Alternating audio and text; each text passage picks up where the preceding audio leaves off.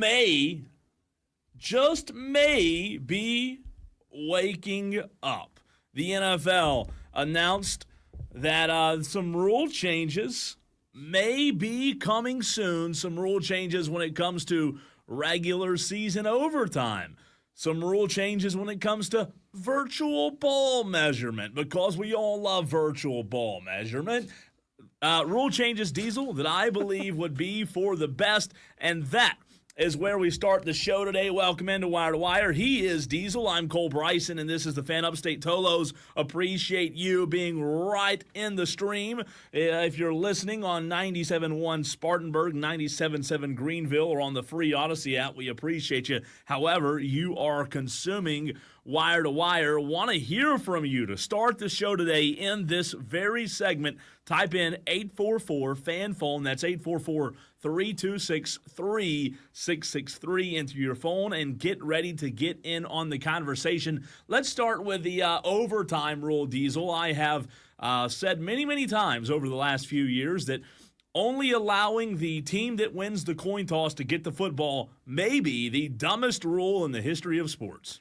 Yeah, no, it's not good. It's not good. Both teams need to have an equal opportunity to go score. Yeah. If I like the postseason rules where both offenses get a chance to possess the ball.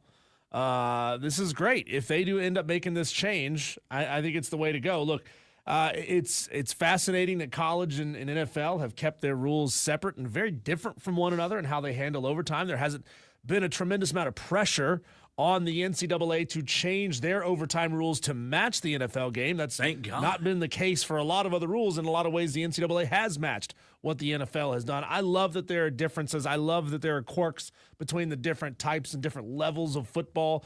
But, tweaking these rules and bringing them in line so it's the same every time you play, whether it's week one or whether it's the quarterfinals of the playoffs. Yeah, it's dumb to me, to that point, Diesel, to have different rules for different times of the year. I mean, the games in the regular season don't matter, so we're only going to have rules in place for the postseason. That's ludicrous, right? It makes no sense. The NFL may be coming to their senses on that, and I'm with you on the college rule. College football has overtime pretty dead on, right? There's no issues there. We don't complain about it. No issues, no complaints. Come on. The football overtime? How many people were complaining in that? What was it? Vanderbilt, Georgia overtime, where you have to go to two. You have to go for two, and then it turns into only 2-point tries. I get that, but my concern is at least people or at least the other team is getting an opportunity with the football. That to me, that's what it all boils down to. The fact that in the postseason, both teams get the football, but in the regular season they don't. That didn't make any sense. Both teams, if they have worked their you-know-what off all game to score 30 points and the game is tied at 30, Diesel, when the freaking game goes to overtime, both teams ought to have a shot at it. A couple of years ago, what was it? Josh Allen, Patrick Mahomes, AFC championship game, or maybe it was the divisional round the week before where the coin toss goes in the air. Patrick Mahomes and the Chiefs won the coin toss. They go down, and guess what? The game's over. Josh Allen never gets a shot with the football, and I think that's bogus. That doesn't make any sense. That happened this year, too, didn't it? I remember a few weeks ago we were talking about the Chiefs and talking about just how close they were to essentially going 9-7 or close to 500 or whatever it was. There was a game played this season where it went into overtime in the it was the Bucs game. It was the Chiefs-Bucs. And the Chiefs won the coin toss. They went down and scored. Game over. Baker didn't get the football. That's right. Baker didn't get a shot. So, I think when it all comes down to it, I've had debates and arguments with people over the years about this, and I have not heard a good argument as to why only one team, Diesel, should get the football when we get to overtime. So, well, people will always defend it and say, well, if you want to get the ball, stop them on defense. Oh, yeah, that makes sense. But we all know just how much the rules are skewed to help offenses stay on the field. Yeah, that's a complete bogus. I think if the NFL were to make this rule change, it would be something long, it'd be a long time coming, rather. Brian Pettit on the YouTube stream where you can watch the show, he says, what's up? Good afternoon, everyone. What's up, Brian? 16 overtimes this year by 7 or less. Brian, is that a statistic that you're sharing? 16 overtimes in the NFL this year? Let us not elaborate on that. Elaborate on that a little bit. When it comes to the NFL, if you are just tuning in, Tolos, we're talking about 2 rule changes that potentially could be impacting the NFL. And I really do think that having the both teams get the football is a good thing. JD's calling you out on the text line. JD says, didn't Cole just say that about the tush push the other day? Just make the defense stop him. But now it's different because JD, it's overtime. that is the dumbest text you have ever sent in the history of the radio show. That is 2 completely different things. It's a completely different argument. You're comparing apples to oranges, JD, and that you should be fined for sending in a text to that level of ignorance. I mean, it's very simple. Dewey would fire his ass. Well, yeah, when the game goes to overtime, both teams deserve a shot at the ball. In another conversation, the tush push is a play. It has nothing to do with overtime and a coin toss. That doesn't make any sense to me. James on the YouTube stream. He got him riled up. I love it. Send dumb text and like you'll get dumb. the bear. What do they say? You play stupid games, you win stupid prizes. You also, Cole, will not admit that pushing a quarterback from behind is assisting the runner. It's not by definition of the rule assisting the runner, but you know as well as I do, Cole, it is assisting the runner. It's just not part of the rule yet. Not part of the rule yet. James on the YouTube stream says, aren't all overtime games determined by 7 or 11? And yeah, I think so, Brian. Elaborate on that a little bit. Look, I think that when it comes to the NFL and the rule changes, there are some things that are dumb. There are some things that could be better. But you know what I do like? For all of the criticism, Diesel, that Roger Goodell does get, I like that there's at least conversation to be had. I like that we're at least talking about tweaking these rules because for an overtime game to go into overtime in the regular season and one offense not even get the football, talking about a different sport, that's a different sport. Well, think about it this way, Cole. You have the opportunity to extend games by, potentially a couple of minutes. You can get 5-10 more minutes of game time, which means 5 to 10 more minutes of running commercials. Why would you not want to extend the broadcast? Just a few minutes longer. If they go 3 and out, game's over. It is what it is. Yeah. But if you go into overtime, you have the opportunity to sell one more ad break at a critical moment. And everybody's watching. Yeah. Everybody's watching, right? It's over. Dewey says the NFL has gone soft. Next rule will be to eliminate tackles and go to two-hand tag. Two-hand tag or two-hand tag, Dewey says on the text line. Well, isn't that the Pro Bowl? It is the Pro Bowl. That's right. They have it literally is a flag game. It's flag football. That's how big of a joke it's become. Tolos, want to hear from you. The phone lines are wide open. 844-FAN-PHONE, 844-326-3663. Does that rule change, the possibility of that rule change, Diesel, excite you more than the second one that was brought up late last night, the NFL going to virtual ball measurement, considering more rule changes? Obviously, we all know that overtimes are important and how they're managed by the NFL, but this one, to me, man, this is where I raise the flag, or plant the flag, if you will, because how many times have you and I talked about virtual ball measurements, and even in baseball, a butt buzzer, right? Ball strike, Robo, the whole conversation of Robo umpires. This is needed. So the technology as used in tennis is called Hawkeye. You've seen it. They suddenly morph the camera to overhead, and you see the ball tracker, and it leaves that little halo on the ground right where the ball touches the ground. It's really cool. And last year, it was reported that in the NFL preseason, they were testing this Hawkeye technology and how it may work for football. And I asked Anish Shroff last year during Carolina Panthers Fan Fest if Bank of America Stadium would be one of the stadiums in which they would test this technology. Now, I'm shocked, Cole, that, we don't know exactly when this technology may be implemented. I think we're going to go there eventually, and maybe they'll say, all right, we're going to start this in 2028 because they have to basically build a custom system for every single stadium in the NFL. Not every stadium has, it's got to mount somewhere, right? If they're mounting it to the concrete ring that separates the lower bowl from the upper bowl, those dimensions are different everywhere you go. So it's going to take some time to calibrate and make sure everything's correct with 32 NFL stadiums.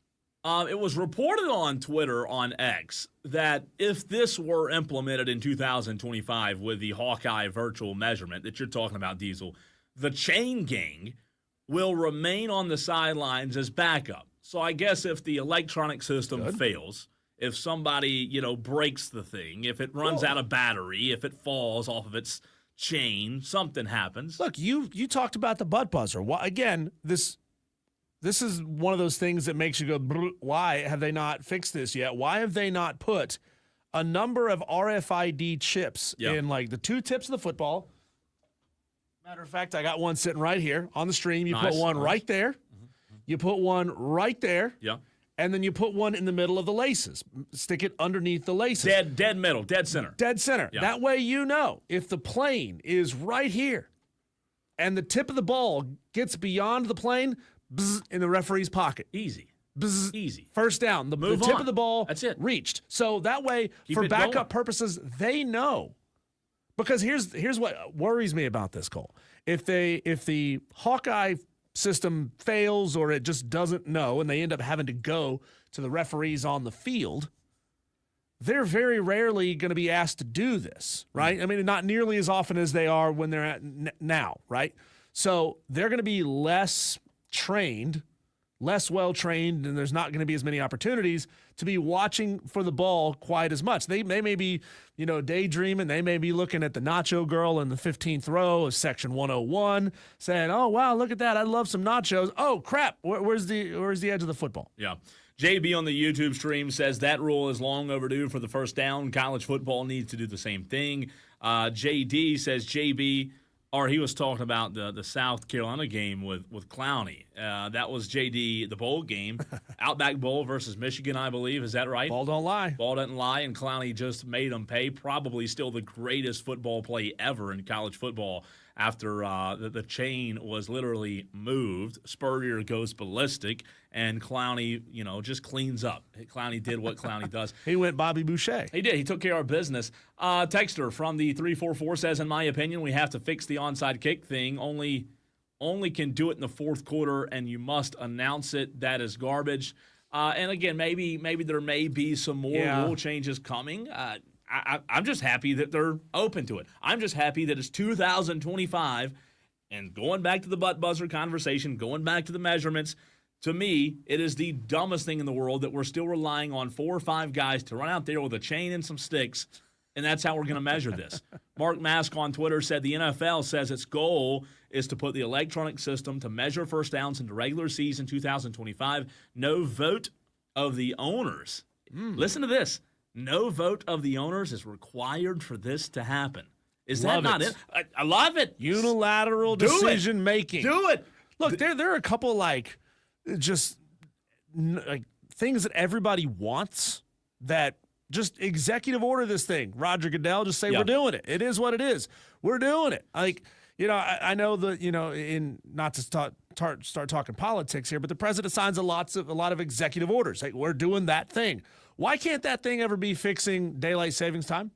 Why can't that's something everybody wants? Getting close. Stop doing the things that nobody cares about, and do the things that everybody cares about, the simple things that affect us all every single day, every single play or possession. Trying to figure out where the dang football is. Mark Mask on Twitter goes on to say the electronic system to measure first downs, Diesel, that has been tested still requires the ball to be spotted manually by the on-the-field officials following the play, after which the system is used to determine whether a first down was achieved or not. Here's something, Cole, that I don't know. Again, not many people are still watching TGL. We mentioned this yesterday. And I haven't watched more than a full hole on TGL. But watching a YouTube video about TGL yesterday, they hit their shot into the screen, the top tracer or whatever it is, tells them exactly where the ball is or where the ball should be, and then there's a light mounted to the ceiling that points to the exact spot where that ball should be. I like the idea, Cole, of using GPS information as obtained by this Hawkeye technology, knowing exactly where the ball should be, and then there's a spotlight that sits directly on the spot on the field where the ball should be, so the referees cannot screw this up. Well, I'm for anything that takes not completely takes the human element out of it, but anything in the game of football that makes it easy and makes the game continue to go. I hate stoppage. I hate delays. The Vikings-Rams game last season. Once this is implemented, you won't have, well, what would have happened in that game? What was it? The AFC Championship or this year, the Bills and the Chiefs, where it was Josh Allen ruled short on a key fourth down quarterback sneak late in the game that led to a Chiefs win. And I believe several TV shows, Pat McAfee and others, had the next day the camera that goes right down at Diesel. And by God, if it didn't look like a first down. So that's the thing. I want to be able to get it right. It's not about taking this person's job or eliminating officials' positions. I want, when it comes to the overtime rule, I want both teams, both offenses to have an opportunity. That makes sense. That is logical. I'm for logic. I'm for common sense.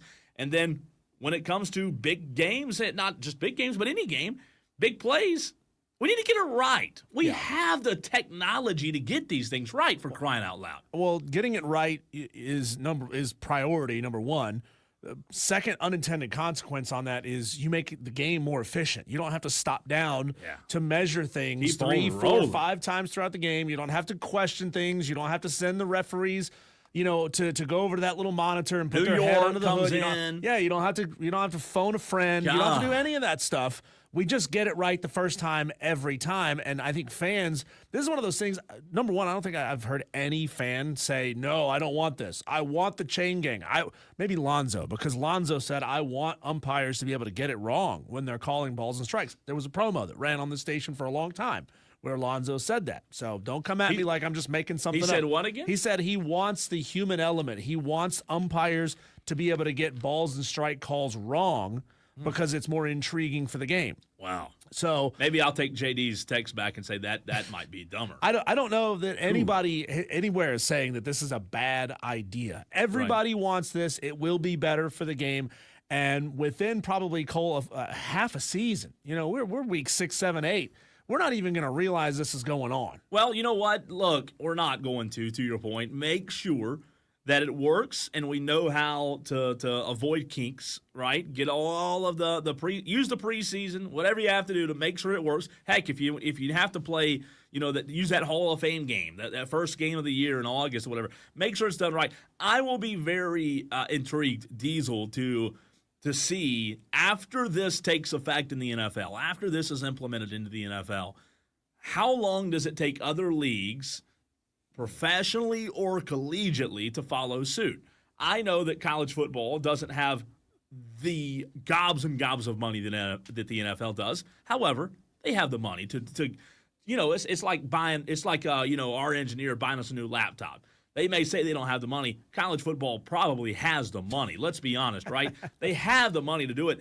I will be very intrigued to see if this goes into the NFL with the ball measurement. Does it translate to other sports? Does it go to basketball? Does the NBA? Does MLB? Because we've talked Robo umps coming to the MLB. Mm-hmm. I don't want the human element completely gone from everything in life and every sport. But goodness gracious, getting it right is more important. The texter here says the spotting of the ball will still be messed up because you can't tell where the ball is when the runner is down in a pile when the whistle is blown for forward progress. But at least avoid the time of running the chains out there. Well, texter, this Hawkeye technology believes that it can do that. That's the point. It's not like they're just saying, hey, we've got this company called Eagle Eye or Hawkeye, and it works for tennis. Let's try it for football. They've been working on it for football. They've been perfecting it for football. They were testing it in half of the NFL preseason games last year, and I guarantee you they were testing it, off the record during regular season games last year. And it takes a lot of data to get it right. But they believe that they've got this right. But it shouldn't have. And again, I haven't watched enough tennis to know, but I know what you're talking about, how it leaves the little light on or the bodies being on top of that shouldn't affect it. So if there's 7 bodies on top of it, you would think that light of wherever the ball is still going to be there. That's the great, wouldn't it? Yeah, and we don't know if they are implementing some form of technology where you put a mesh of sensors in a football and they know exactly, pinpoint within a centimeter of where that would be about a half an inch for the people who don't do metric, knowing exactly where that ball is down to the half an inch. We don't know if they're going to do that or not. I believe they should, just to increase the level of accuracy. And again, I want to be very clear. I'm not asking for the ball to be on an electronic track, to be moved by a robot every single time up and down the field. I know that on a big play late in the game, the quarterback, whoever has the ball, has to hand it to the referee. The referee then has to spot the ball. You saw that end badly for Dallas against San Francisco a couple of years in the playoff game. There are still going to be human elements to it, but if we have the technology to get the small things right, because you know what, Diesel, ultimately there's too much money at stake. There's way too much money at stake in this game, in this sport, to have a freaking ball cross a line and us not know because we have a stick and a chain out there, and that's our best way to know if it really crossed or not. That's funny because that's my argument for why we need domes on all NFL stadiums. What's that? Get it right. There's too much money involved to not get it right, to leave it up to chance, to leave it up to the elements. When you have snow covering the field and you don't know where the yard lines are, that's one of my arguments for why that should be the case. It's Wire to Wire with Diesel and Cole Bryson. Tolos, we're off to a good start. Let's keep it going in the very next segment. Scary moment for a big-time Major League Baseball star. Took a shot to the dome. Is he gonna be okay? We'll talk about it next on The Fan Upstate.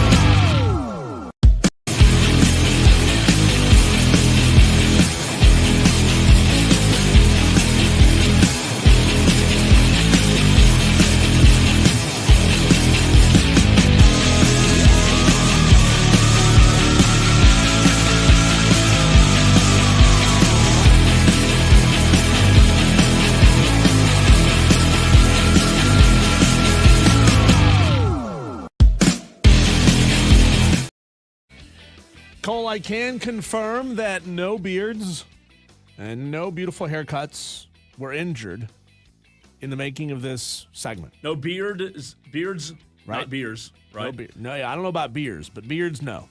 And no haircuts. No beards, no haircuts. Okay. If you haven't seen this video yet, and it's not surprising that you haven't because it is spring training baseball, Bryce Harper took a pitch to the dome, like right to the face, from Blue Jays pitcher Richard Lovelady. By the way, great name in sports. Good name. Come good name. on. I like Might be top 10. Top 10, Yep. yeah. I mean, especially if they shorten Richard the way that a lot of people do. We're not allowed to say that. Probably not. If his name was, I mean, well, if he would share a name with former NASCAR driver Dick Trickle. Yeah. And imagine that name, Lovelady, as the last name. Yeah. Great name. Well, I mean, if it's short for it, it's short. And it's funny, Bryce even wears that like extension of his helmet to cover his face because he knows where his moneymaker is. Bryce Harper took a shot to the face. He left the game early. An MRI has since revealed that no damage was done to his face, his hair, or his beard. So Bryce Harper going to be okay. I am glad to hear that because you know what I've been watching lately? And this is totally crazy, but it pops up on my TikTok feed. Bryce Harper, I don't know if you know this or not, Diesel, he's quite the grill master, the smoke master. Is he? He's been putting up a lot of videos, cooking ribs, cooking, all kind of steaks. He's the Bryson DeChambeau of slow cooking meats outside. I like it. I watch it because I enjoy cooking. I enjoy grilling. And my wife tried to get me into it. She bought what? Grilling? She was smoking meats. She bought a smoker. And your wife bought one. Yeah, wow. well, and let's be real.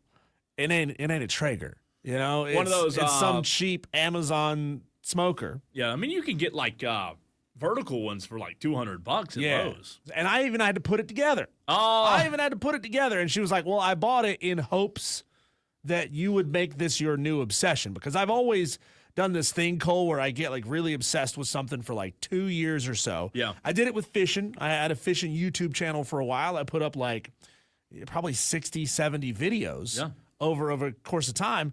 But like eventually I just got burned out on it. And I'm like, it's not fun anymore. It's not fun. Fishing stopped being fun. It became a kind of job. It became a job. Yeah. Right. It became like, okay, now I got to go to the store and buy this thing so that I can show off this thing because that's what people are going to be searching for in the YouTube algorithm. And it's like, it stopped being fun. It's a lot of work. I will say this though. If I was talented enough to do it, and I'm not kidding. I love to cook. I love to smoke, grill.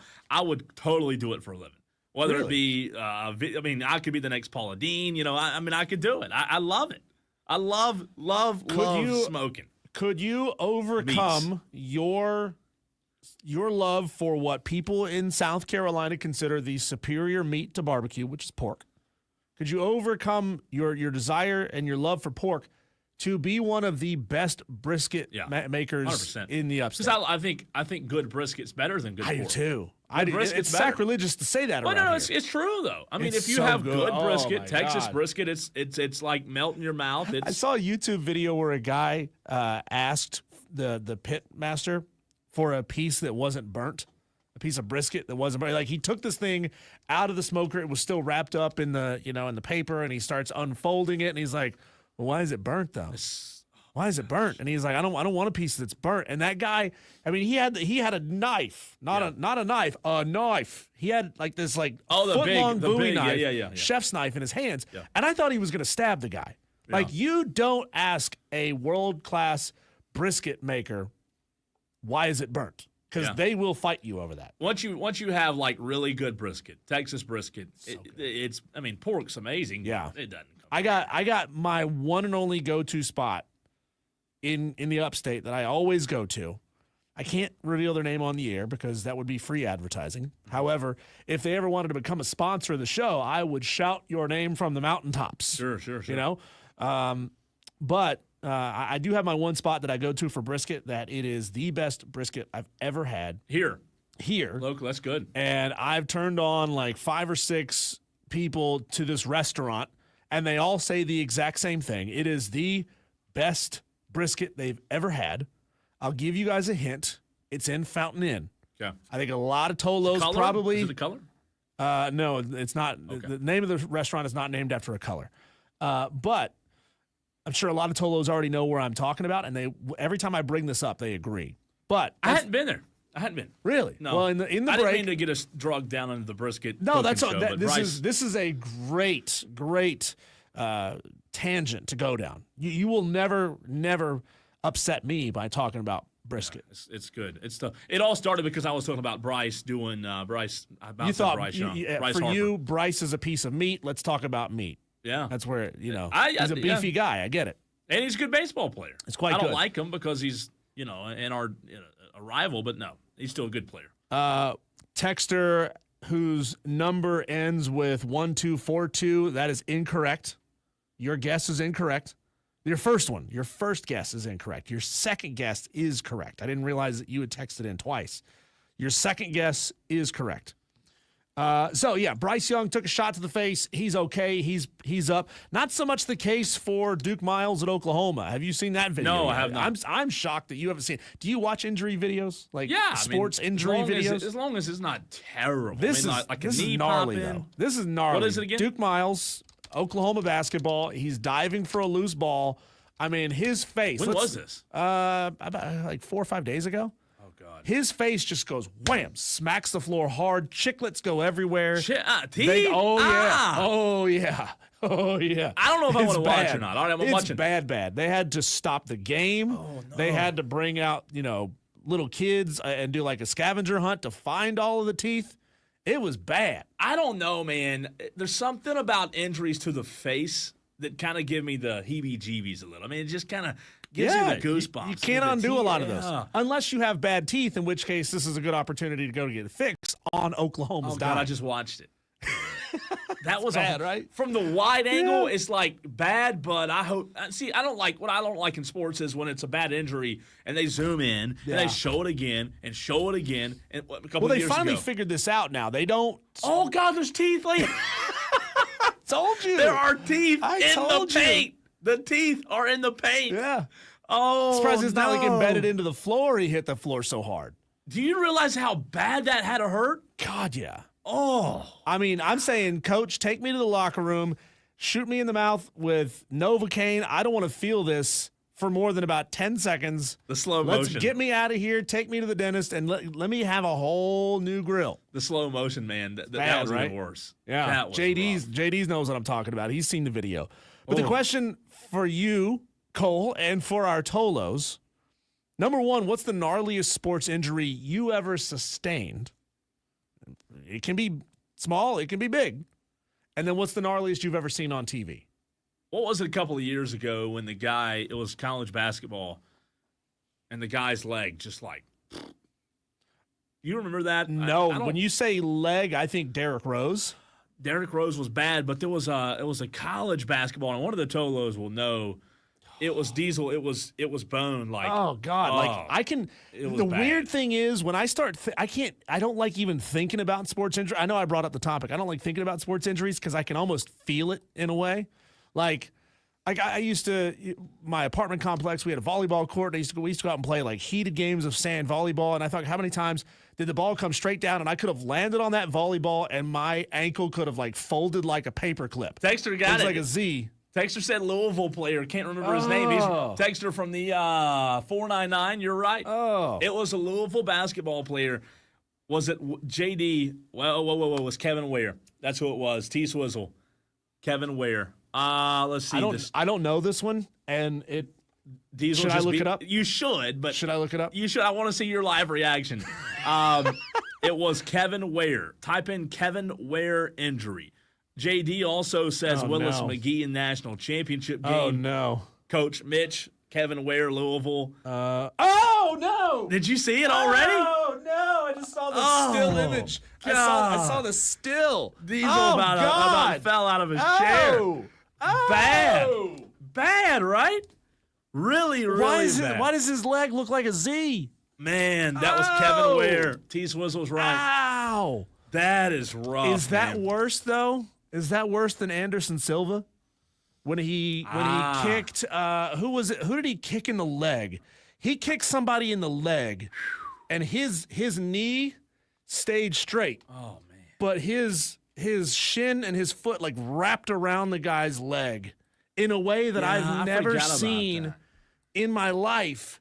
And it's like somebody just took all the bones out of his shin and it's just like flopping. Coach Mitch, Coach Mitch on YouTube. Oh, Sean wow, Livingston, LA Clippers was bad. Diesel That just ruined my day. I'm telling you, That it ruined my day. It was that one. Watching it live, it was unlike anything I've ever seen. James brings up Alex Smith when his leg disintegrated. I forget about Alex Smith and the leg Texans. injuries are the worst, they right? are. Like arm injuries are bad, and I broke my arm once as a kid. Not a sports injury. I was riding my bike down the street, and I was riding fast down a hill, hit a rock, just like a little rock that somebody has in their driveway, and it sent me flying. I went down, put my arm on the ground, and then the handlebar came and went wham right there into my forearm and like snapped my arm in half. Christopher on Christopher on Twitter on X. Christopher says Cole, the Paul George injury was the worst I've ever seen. Christopher, I had forgotten about that one. That's the thing, man. Sadly, there are so many of these, you do forget about them. But I had forgotten all about the Paul George injury. Kane says Anderson Silva was the worst. Even worse, it is being described by Eminem. T. Swizzle says Nick Chubb at Georgia was brutal. Again, I had forgotten about that one. Y'all have really good memory. I tried watching one episode of Scarred on MTV. If y'all remember the show Scarred on MTV, it was mostly like skate videos where somebody falls and breaks their leg on a skateboard, and I can't watch injury videos like that. It's tough, man. I don't see how people do. Tolos, you can weigh in at 844-326-3663. You can call that number. You can text that number. Billy Horn said, I'll call the number. What's up, Billy Horn? Yeah, Billy. How we doing, fellas? Good. How about Joe Theismann and Lawrence Taylor? Legs are not supposed to bend that way. I was about 10, and my dad was letting me stay up late to watch the Monday Night Football game when that happened on television. Ooh, I don't like those things. Oh, I'm with Diesel. I can't watch them. Billy, could you imagine if we could have seen externally what was going on internally inside of Bo Jackson's hip when it came dislocated? And that would have been gross just as bad. hey, Billy, since you brought up Joe Theismann, I don't know if Diesel, if you've ever seen this or not or heard this, and Billy let me know as well. Somebody mentioned the Alex Smith injury a couple of years ago, 2018. Have you seen the similarities between the two injuries, Billy? Yes. Joe Theismann. I watched the special on Alex Smith on ESPN.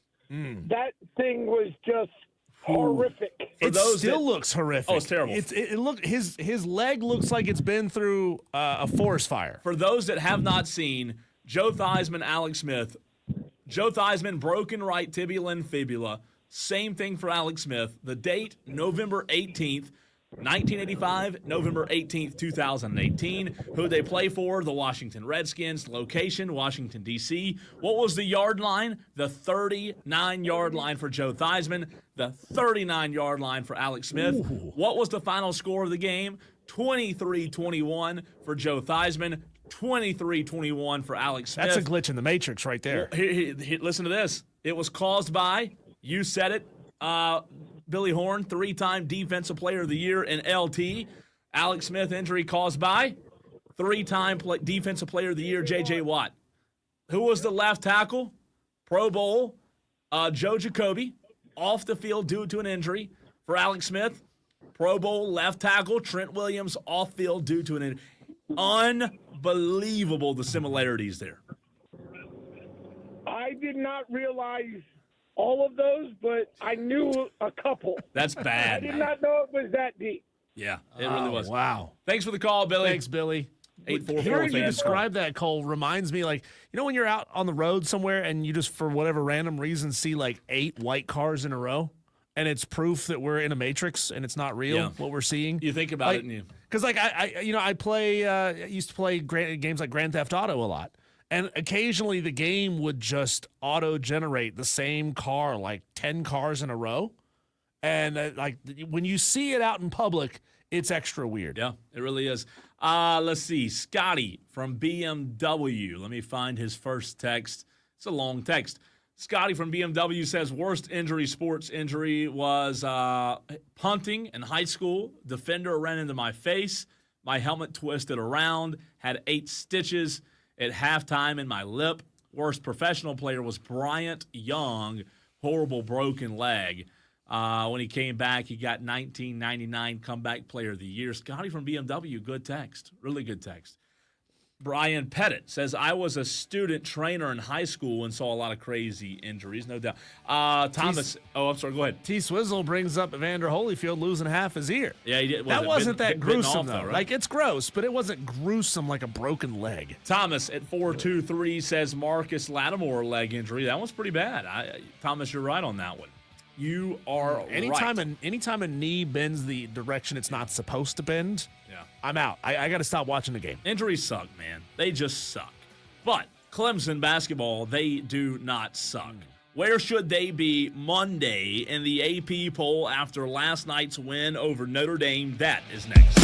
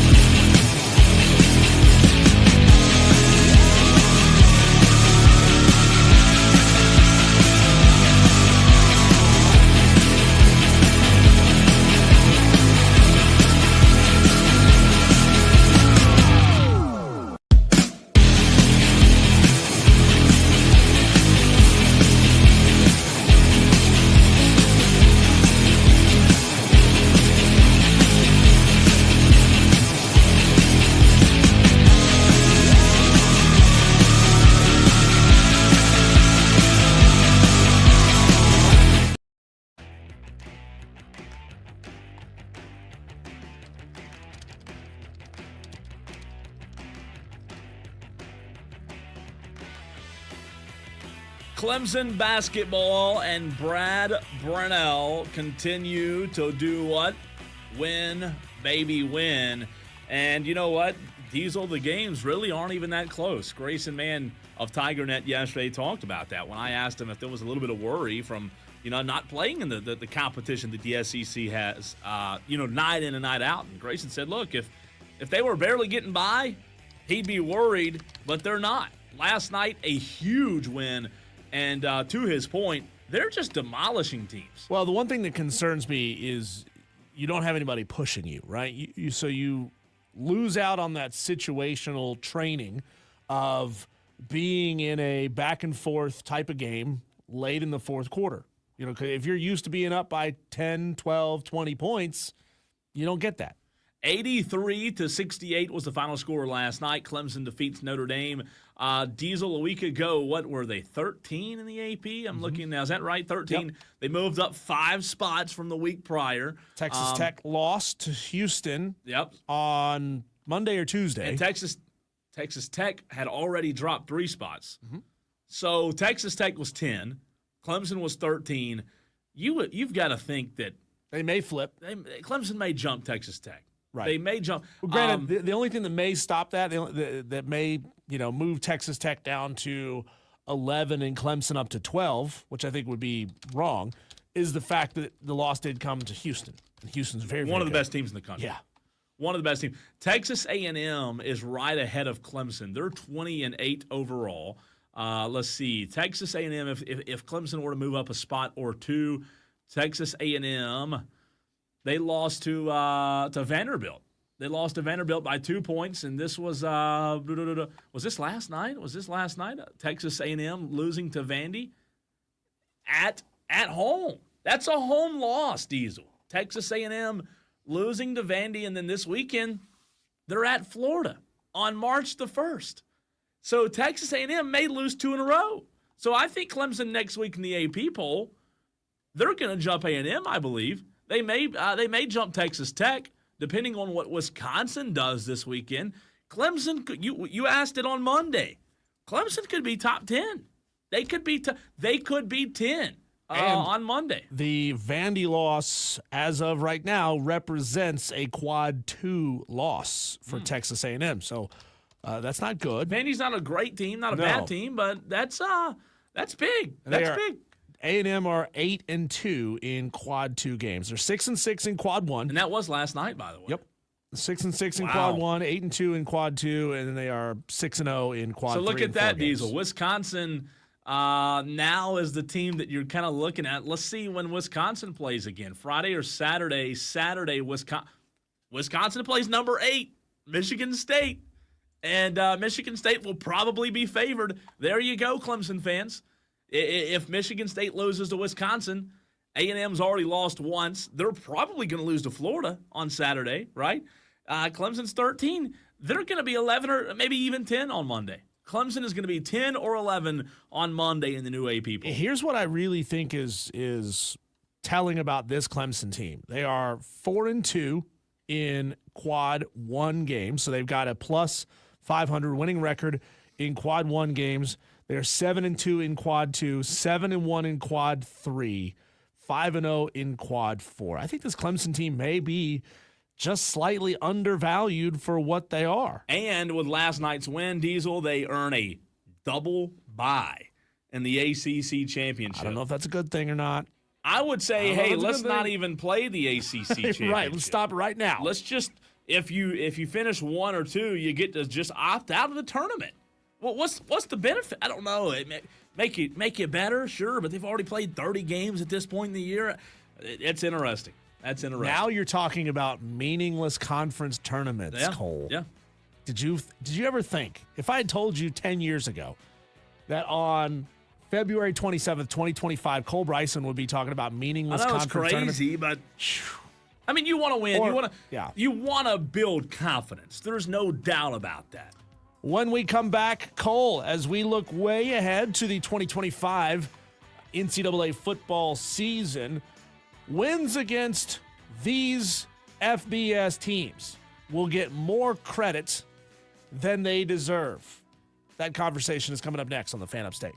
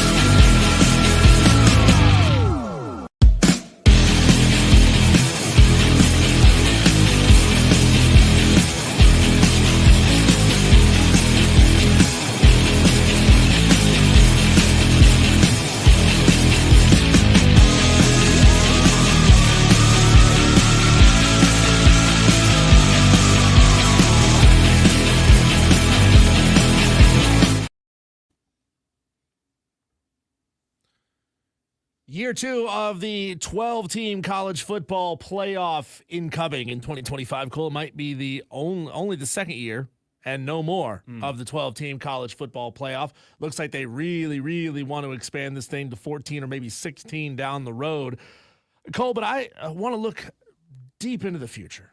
And I'm talking like the end of the college football season in 2025. Okay, let me get my when you start talking telescope. resumes, okay, we're putting ourselves in the room of the college football playoff committee circa, November, December of 2025. And the types of conversations that they're going to be having. And they're going to be talking about individual wins and saying, oh, well, this team beat that team beat that team. Those are quality wins. These are okay wins. Those are not so good wins.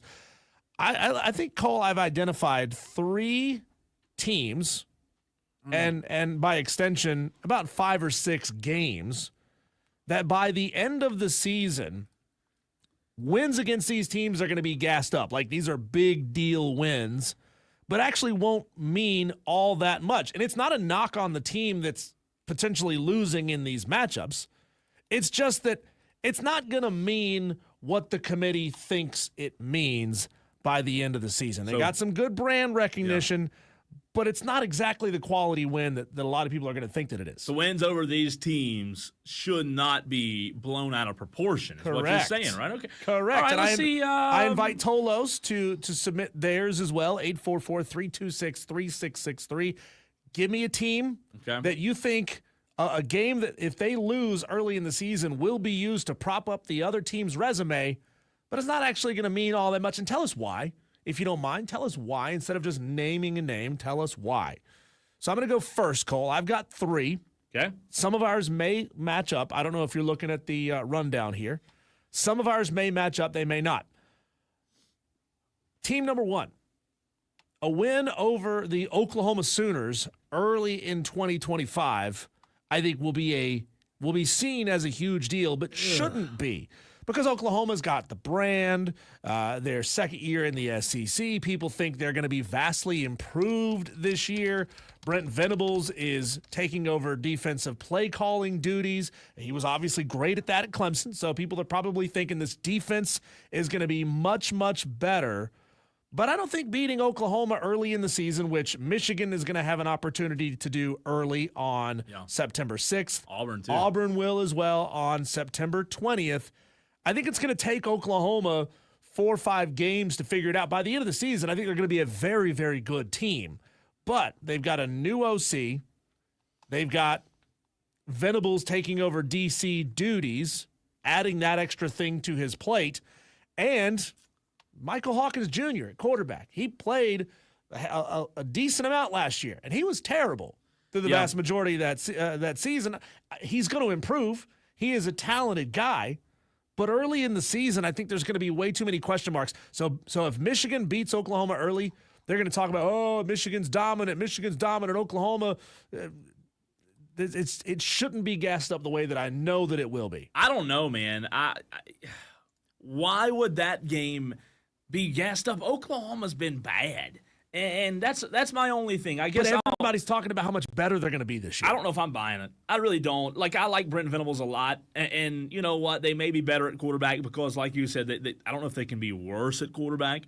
And with him taking over defense, like, oh, wow. I mean, he should have done that when he took that's what he does. He does defense. He is known for defense. He should have been calling defense the day he walked onto campus. I'm going to disagree with you on the Oklahoma.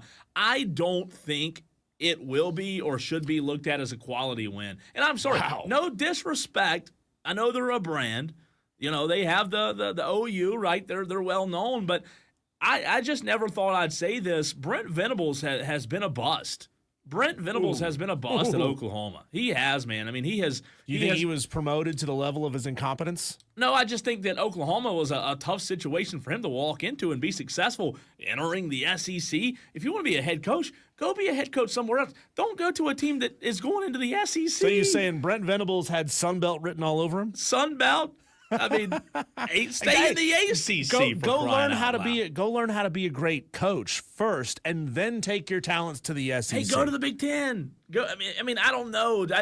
I have not been high on Brent Venables. I believe that in 2025, Oklahoma is going to have to look themselves in the face and say, "What have we done? We just signed this guy to an extension." What, in August? Also, what have we done by moving to the SEC? We had it good over there in the Big 12. Man, and they should have never. I don't know. I just think Oklahoma. Let me say this. I've got to see more before I can say they're a quality win. Let's see. JD pointing out the Oklahoma hiring Jim Nagy as GM. Jim Nagy's a big name. JD, not taking anything away from that hire. I think it's a good hire, but that's also. We're talking about something that's 7 months away, and last time I checked, Jim Nagy isn't strapping on the pads and making any hits, making any stops out there. So it may pay off down the road to hire Jim Nagy. I don't think it's going to have a tremendous effect for the 2025 season. Here's a little bit of a wild card, Cole, and I think they're being I think this year the expectations on them are going to be high. It's certainly not going to be to the level of Oklahoma or who I'm going to bring up at number 3. Okay. But Colorado, they are undergoing some massive changes. Yeah. Obviously, they're losing Shadur. They're losing Travis Hunter. They're bringing in Caden Salter, who was at Liberty last year, who was excellent the year prior at Liberty. He was iffy last year, but there's been a lot of conversations about was he hurt at Liberty last year. So if he can come back and be really, really good, they're bringing in a veteran quarterback who has looked good at other locations, granted against a different level of competition. But Deion had Colorado as a 9-4 team last year. There's still going to be some residual holdover juice from that season, even though there's a new quarterback. I think beating Colorado is going to mean more than it should. And as a matter of fact, they start the season at home against Georgia Tech, a team that you and I, Cole, we spent some time talking to Brent Key, and we think the world of him. And we think that Georgia Tech, I think Georgia Tech could potentially be a long-term sleeper in the ACC next year. I'm not calling them to win it or make the ACC championship game, but I could easily look at Georgia Tech as a sleeper. No, I could see that, but I'll go with you. I'll agree with you on the Colorado, because Colorado is going. Here's what's interesting: they're going to continue to be looked at as a up and coming program until it falls flat. And I'm not saying it's going to happen this year, but eventually, I do believe Colorado's going to come back to Colorado. Colorado, I mean, somebody's come back down to earth. Yeah, that's what I'm saying. They're going to beat Colorado. They're going to click their heels together, and they're going to go home again. They don't want to be a 1-win team or a 2-win team. Now Deion leaves, and it's going to be tumbleweeds rolling across the streets. Not to disrespect what Deion has done at Colorado. I just believe that that they're going to take a step back. You know why? Travis Hunter was legit. Travis Hunter was amazing. Travis Hunter is one of the best players in college football, was one of the best players in college football, and good luck replacing that guy. But he also brought in, Deion brought in his Louis, and he had a ready-made core of players that could go out there and win you a handful of football games. Yeah. And now he's got to go out there and buy new Louis every year. It's going to be tough. I think a win over Colorado in 2025 will be overvalued. It'll be overvalued, but you know what I think? I think we'll have a better grip, a better grasp, Diesel, in November than we will in August on what beating Colorado means. Does that make sense?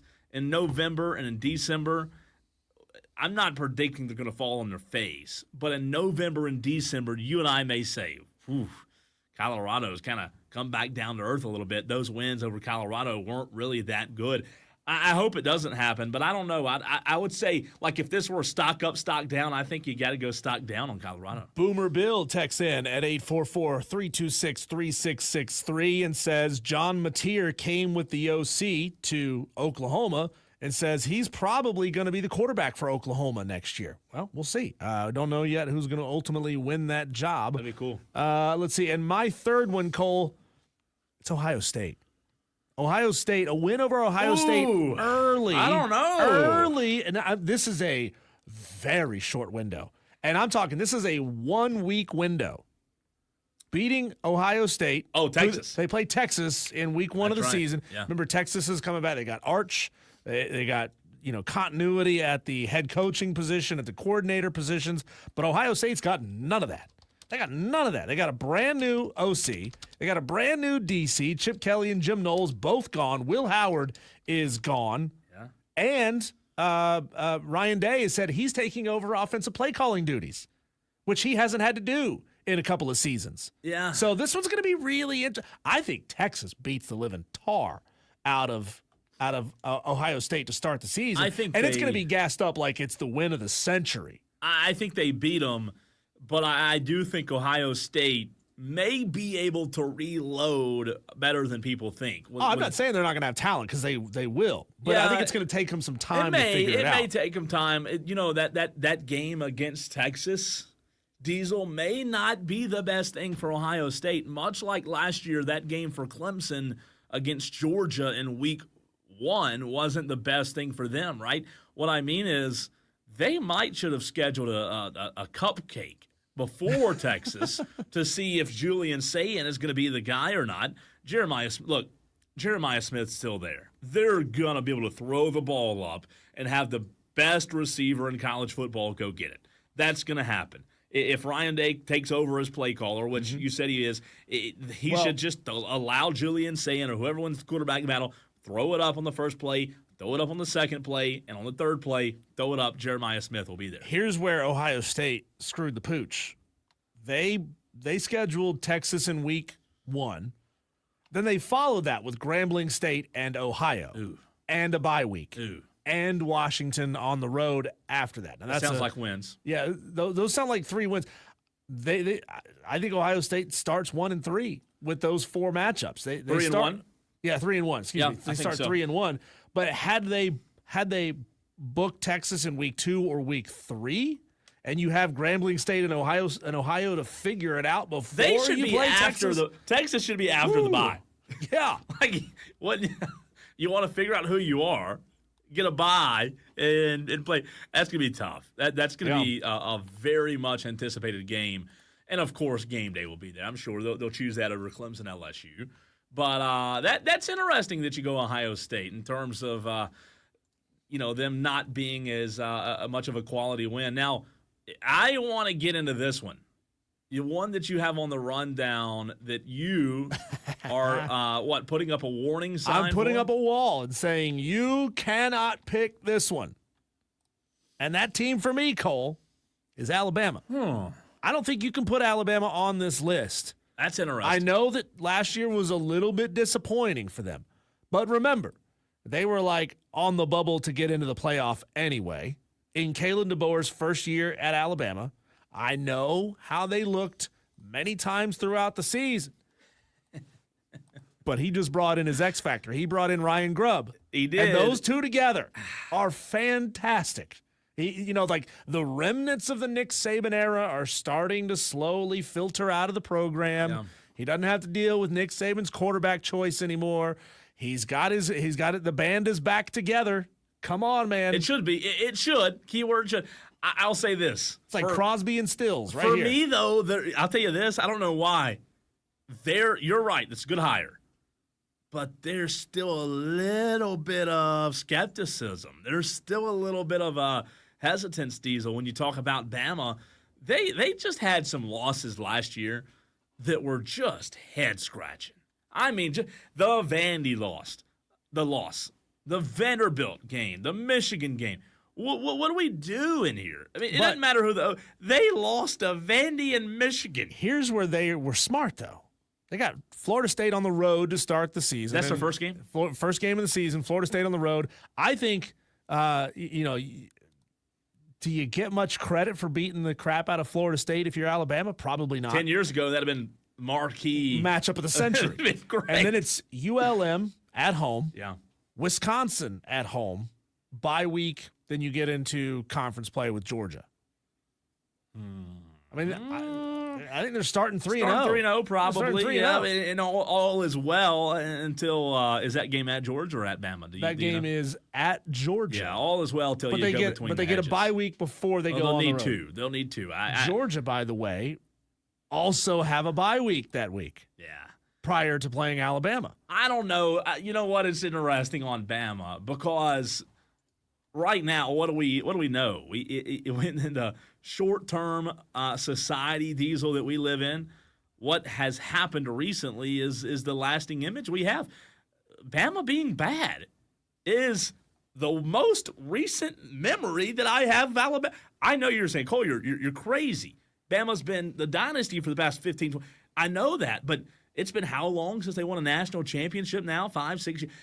Last year, they were just not good. And some of the losses that I watched, Diesel, it was head-scratching. So my point is, you may be right, but they're going to have to prove it to me, especially if they were to go to Georgia and knock off Georgia in that first week of the SEC.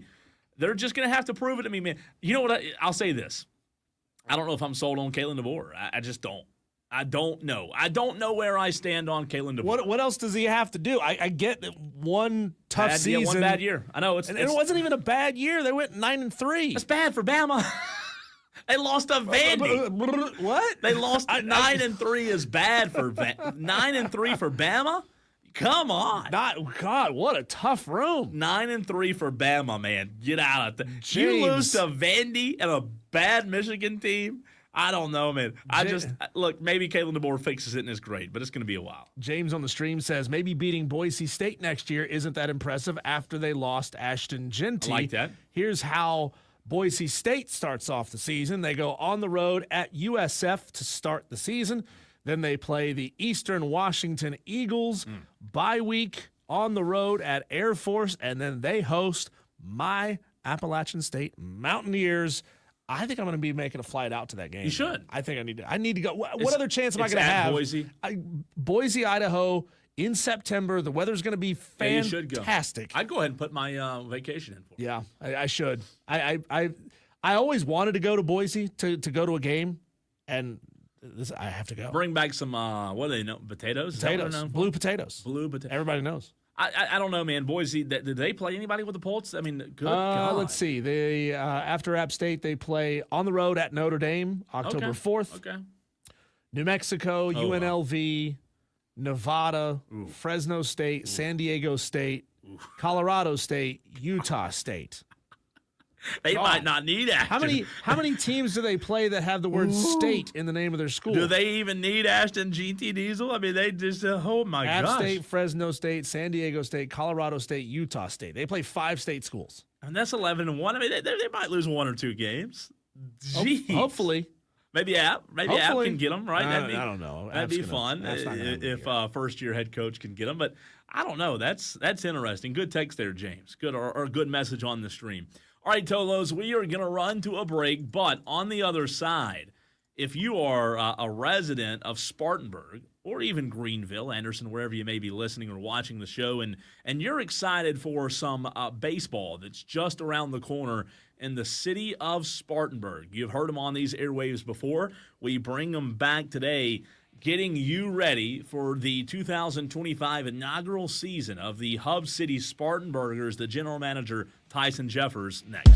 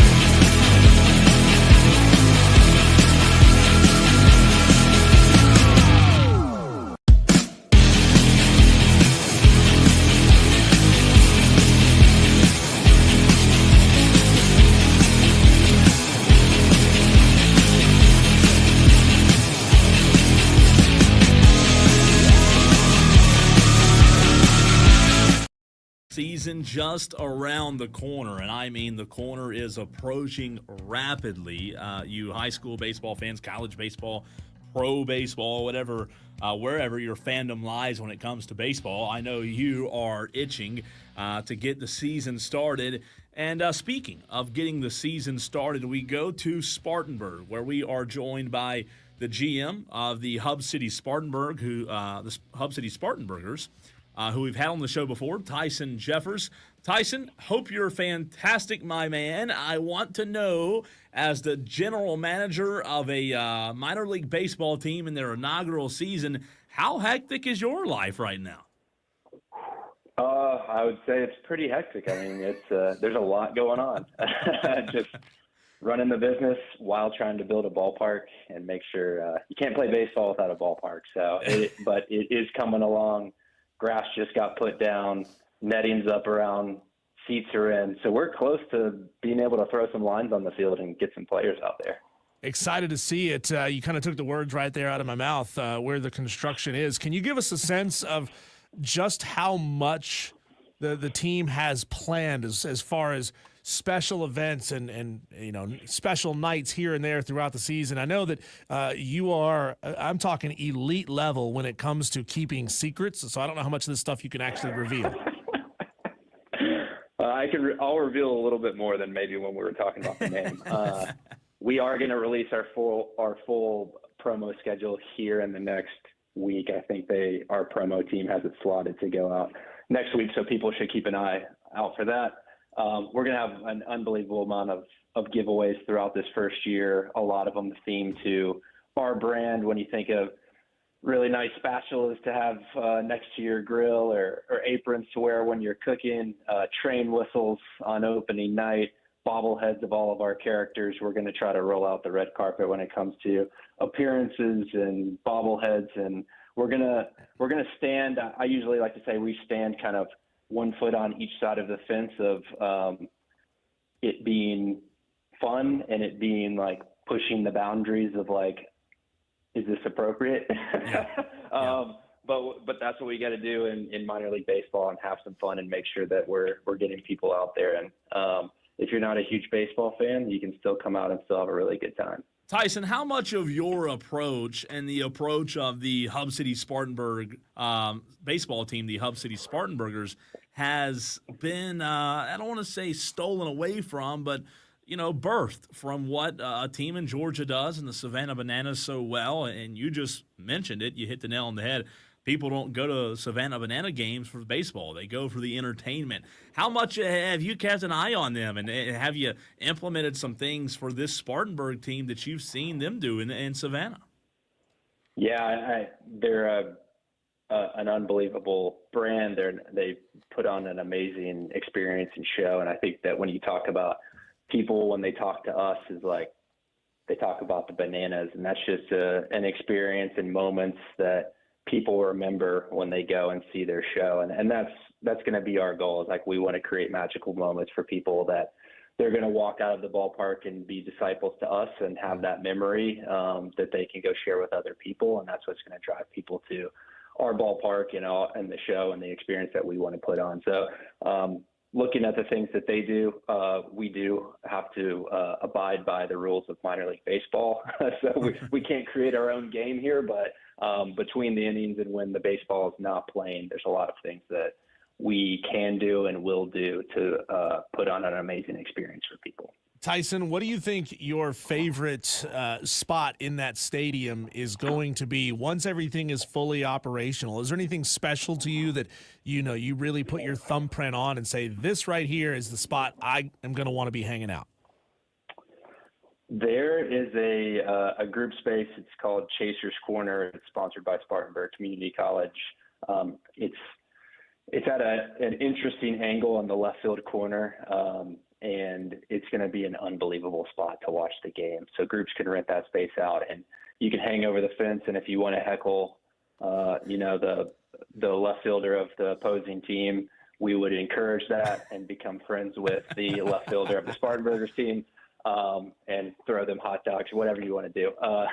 But that's going to be an awesome spot, and there's going to be a lot of stuff going on in that left field corner. There's a lot of real estate for us to play with. So we're going to create a pretty cool, call it destination for people to go to out in that area. It's near the kids zone. So if you have kids, you can drop them off, grab your beer, and still be able to enjoy the game and have some fun. We're talking to Tyson Jeffers, the Hub City Spartanburgers general manager right here on the Fan Upstate.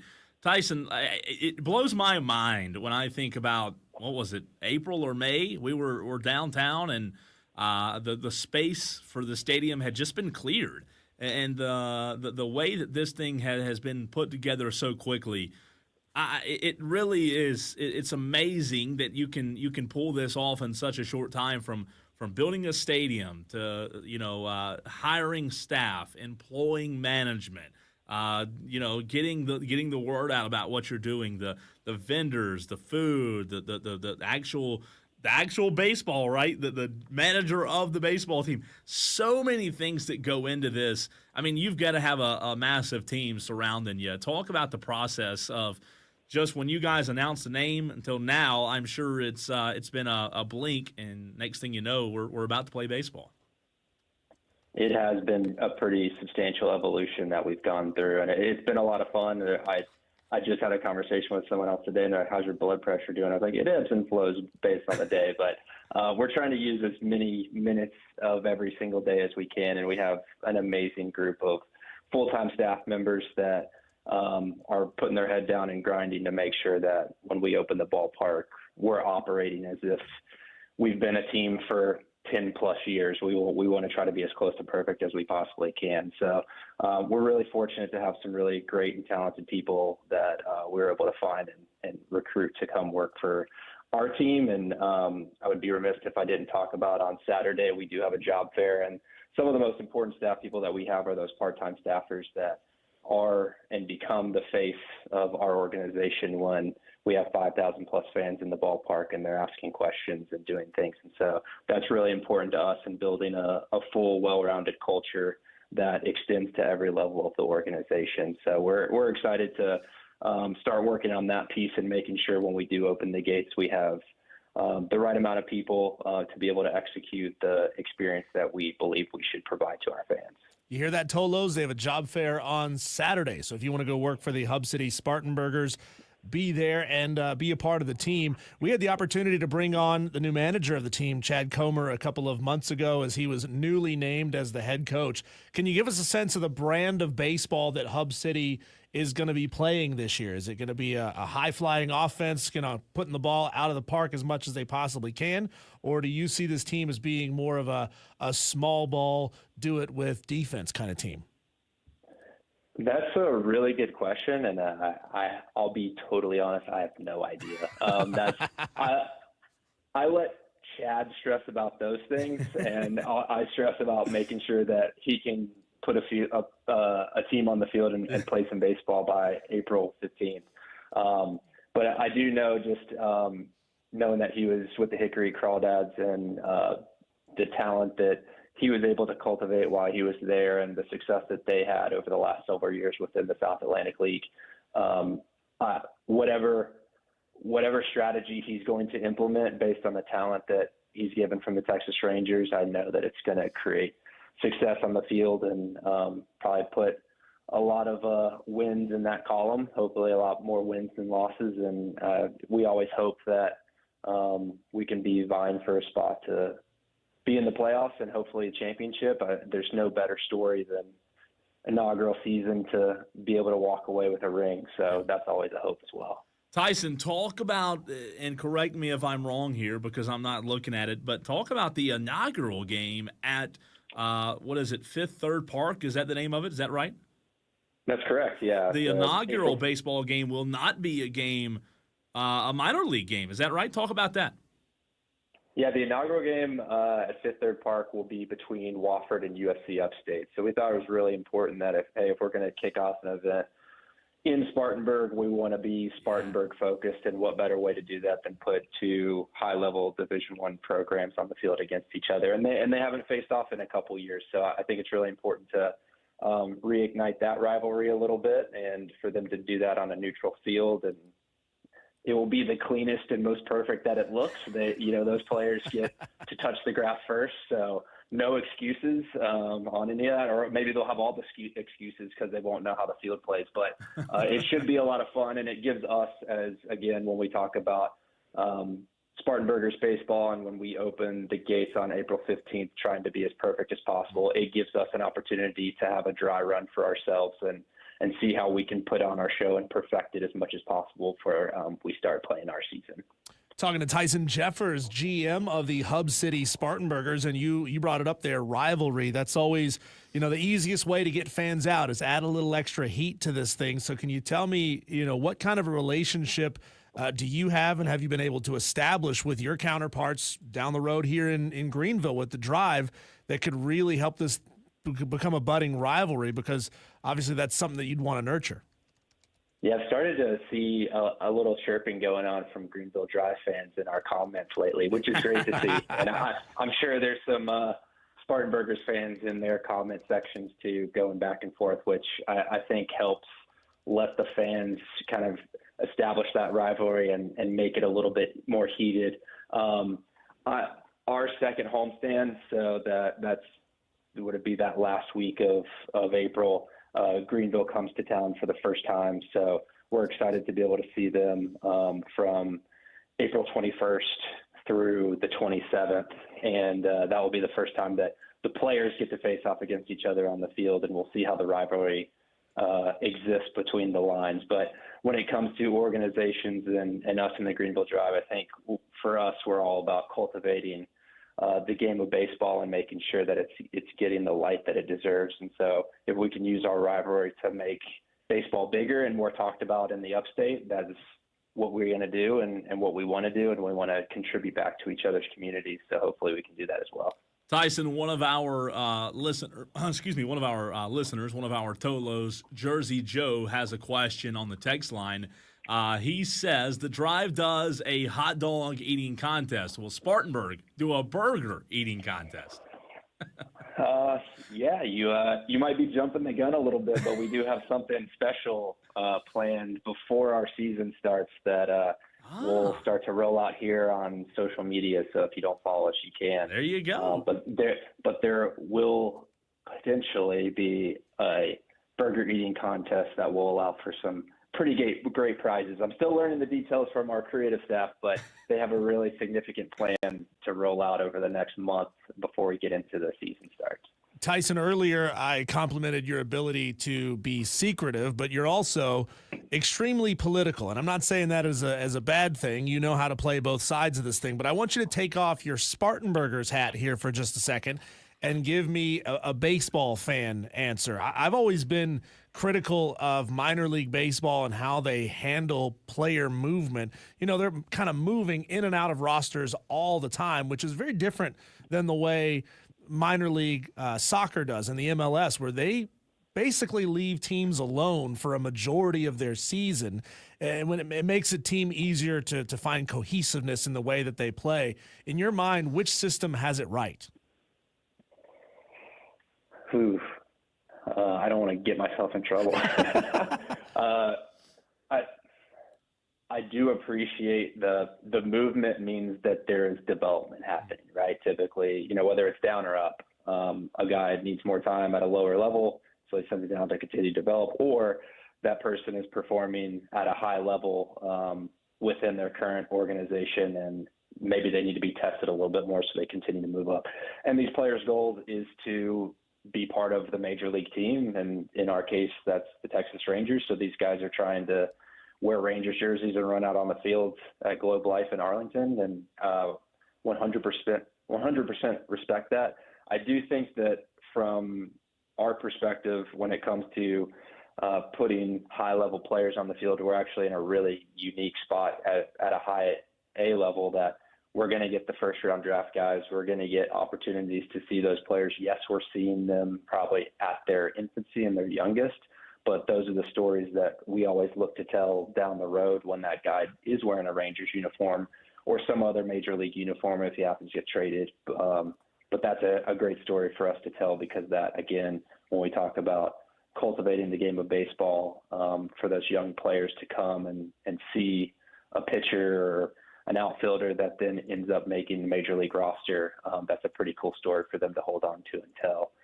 So I do appreciate that. I do also appreciate the opportunity for our fans to be able to build relationships with players, and that's only possible when the player is here for a period of time for that to happen. And obviously, you do get players that stay around for a year, sometimes in some cases a couple years, and you see your season ticket holders and other fans build relationships with them, and that is pretty special when that can happen also. Tyson, my last question for you. I'm from Spartanburg, still live in Spartanburg County to this day, and I love going downtown. However, the one thing that I don't like about downtown is the P word, parking. How in the world are the Hub City Spartanburgers when this thing opens up and people flood to the ballpark? Where are people going to park? We are working with the city on that, and that's a great question. We're very fortunate that just over our left field wall, we do have, I would say, one of the nicest parking structures in all of South Carolina that is getting completed and will be completed by opening day. That will have a little over, I think it's 600 spots. So that will help alleviate some pressure and put people right next to the ballpark. As you know, if you're willing and able to walk a couple blocks, there are parking garages that have existed in Spartanburg, and they are free. So that's definitely a positive.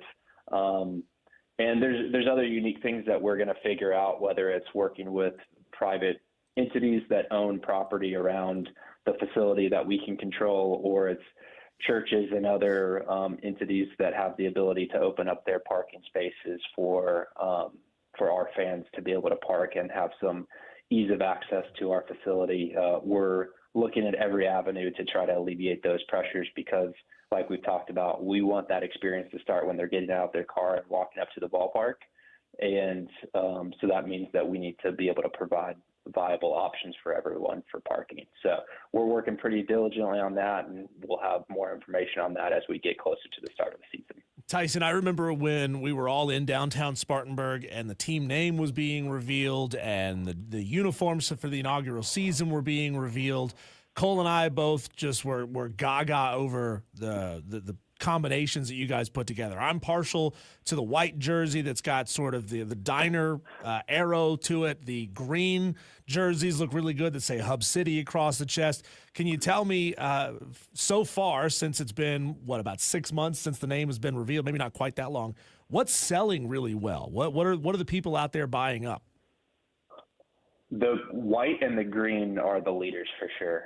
I think home jersey usually always sells a little bit better.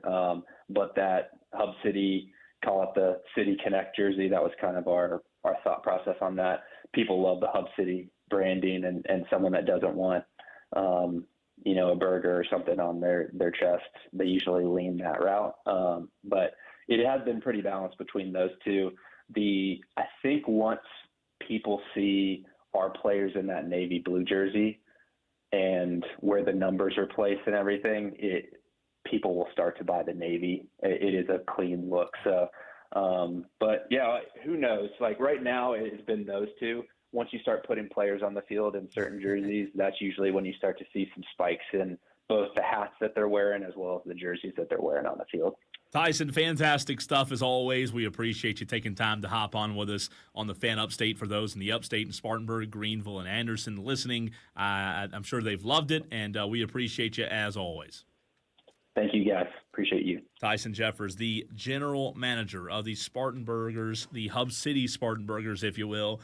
Diesel, I will say, I'm glad to hear that last answer that they're working on the parking because, to me, I think they built one to the answer he gave. I think they built one parking garage, but they need about 3 right there. I mean, it's so bad, but it's not his fault. That's a problem in downtown Greenville with the drive. The parking is so bad. People are stretched so far to get to a game, and I get it. When you try to plop a stadium in the middle of downtown somewhere, that is a huge concern, and it also means you have to buy up a lot more property if you want to be able to build parking garages. You need some parking. Make those parking garages freaking skyscrapers. There's your freaking solution, right? Why is that so hard? let's get a 15, 20-story parking garage, raise that baby up in the air, and you'll have no issues. Cole, my wife told me that I was nuts walking out of the house today because I was not wearing this. Not my ring. My ring's on right here. What is that thing? We'll talk about it next on the Fan Upstate.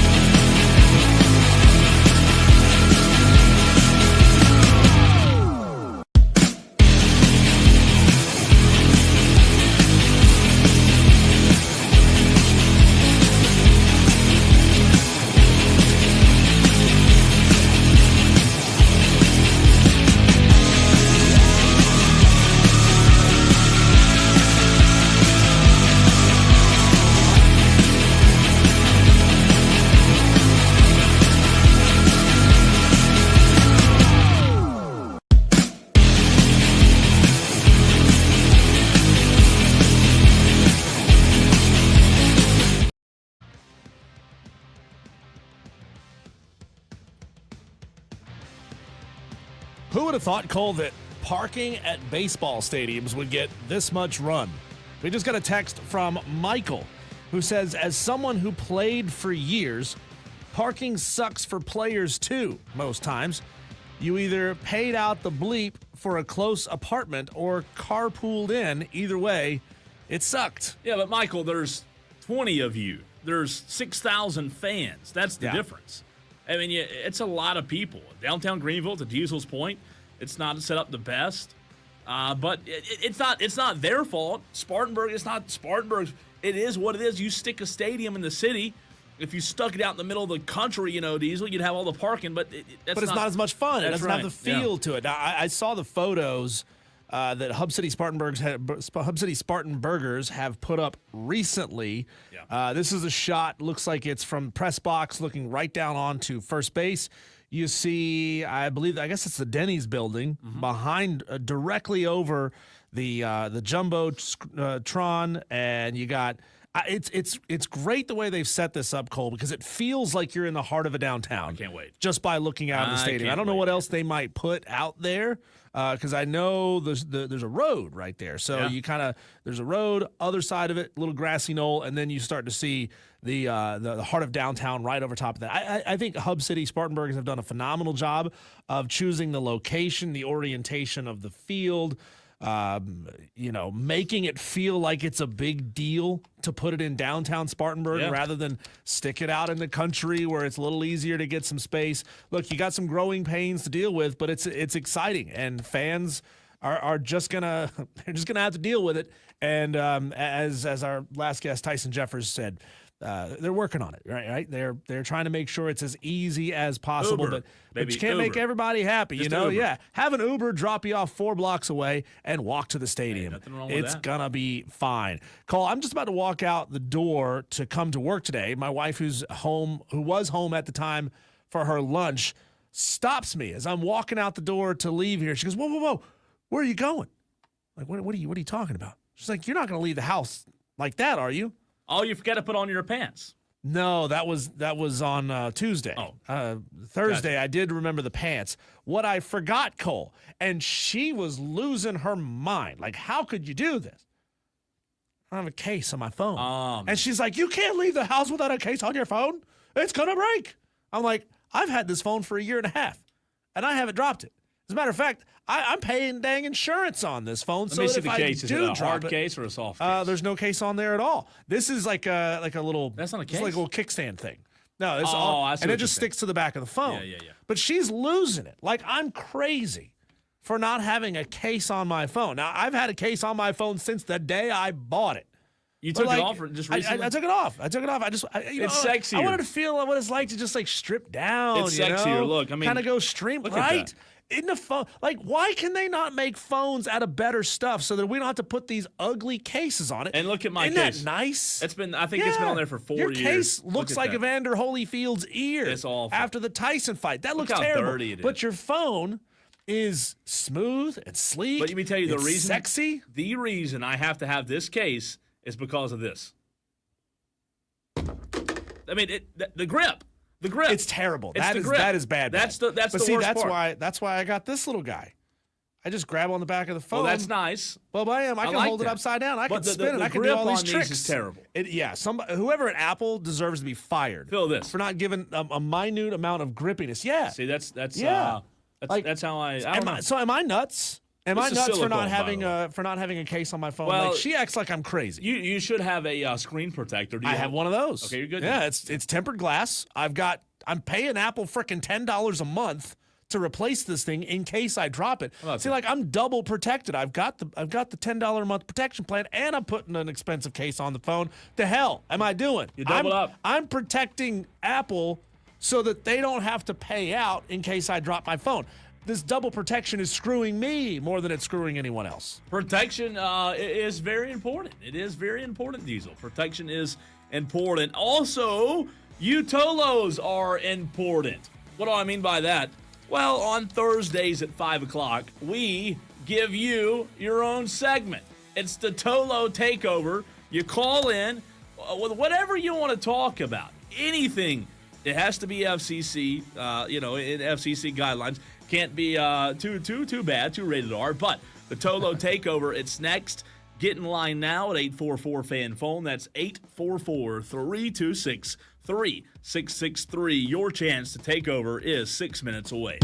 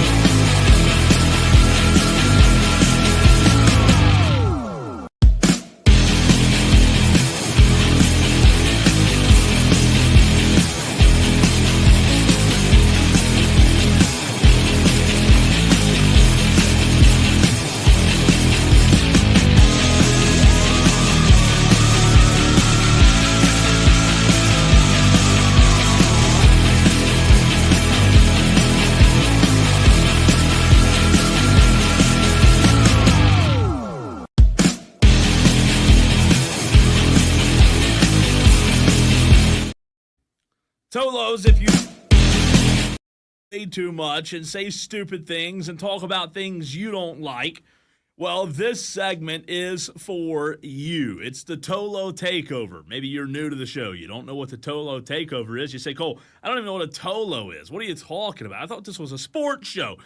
It is. Welcome. Thanks for joining us. Tolo, turn on, leave on. That's what we ask you to do each and every day right here on the Fan Upstate. And Diesel, last Thursday, I asked for one new Tolo on the new Tolo Takeover. We got it. I forgot the Tolo's name, but I'm going to do the same thing today as we are giving you Tolos your opportunity to sound off on whatever you want to talk about. Good, bad, positive, sports, whatever it is.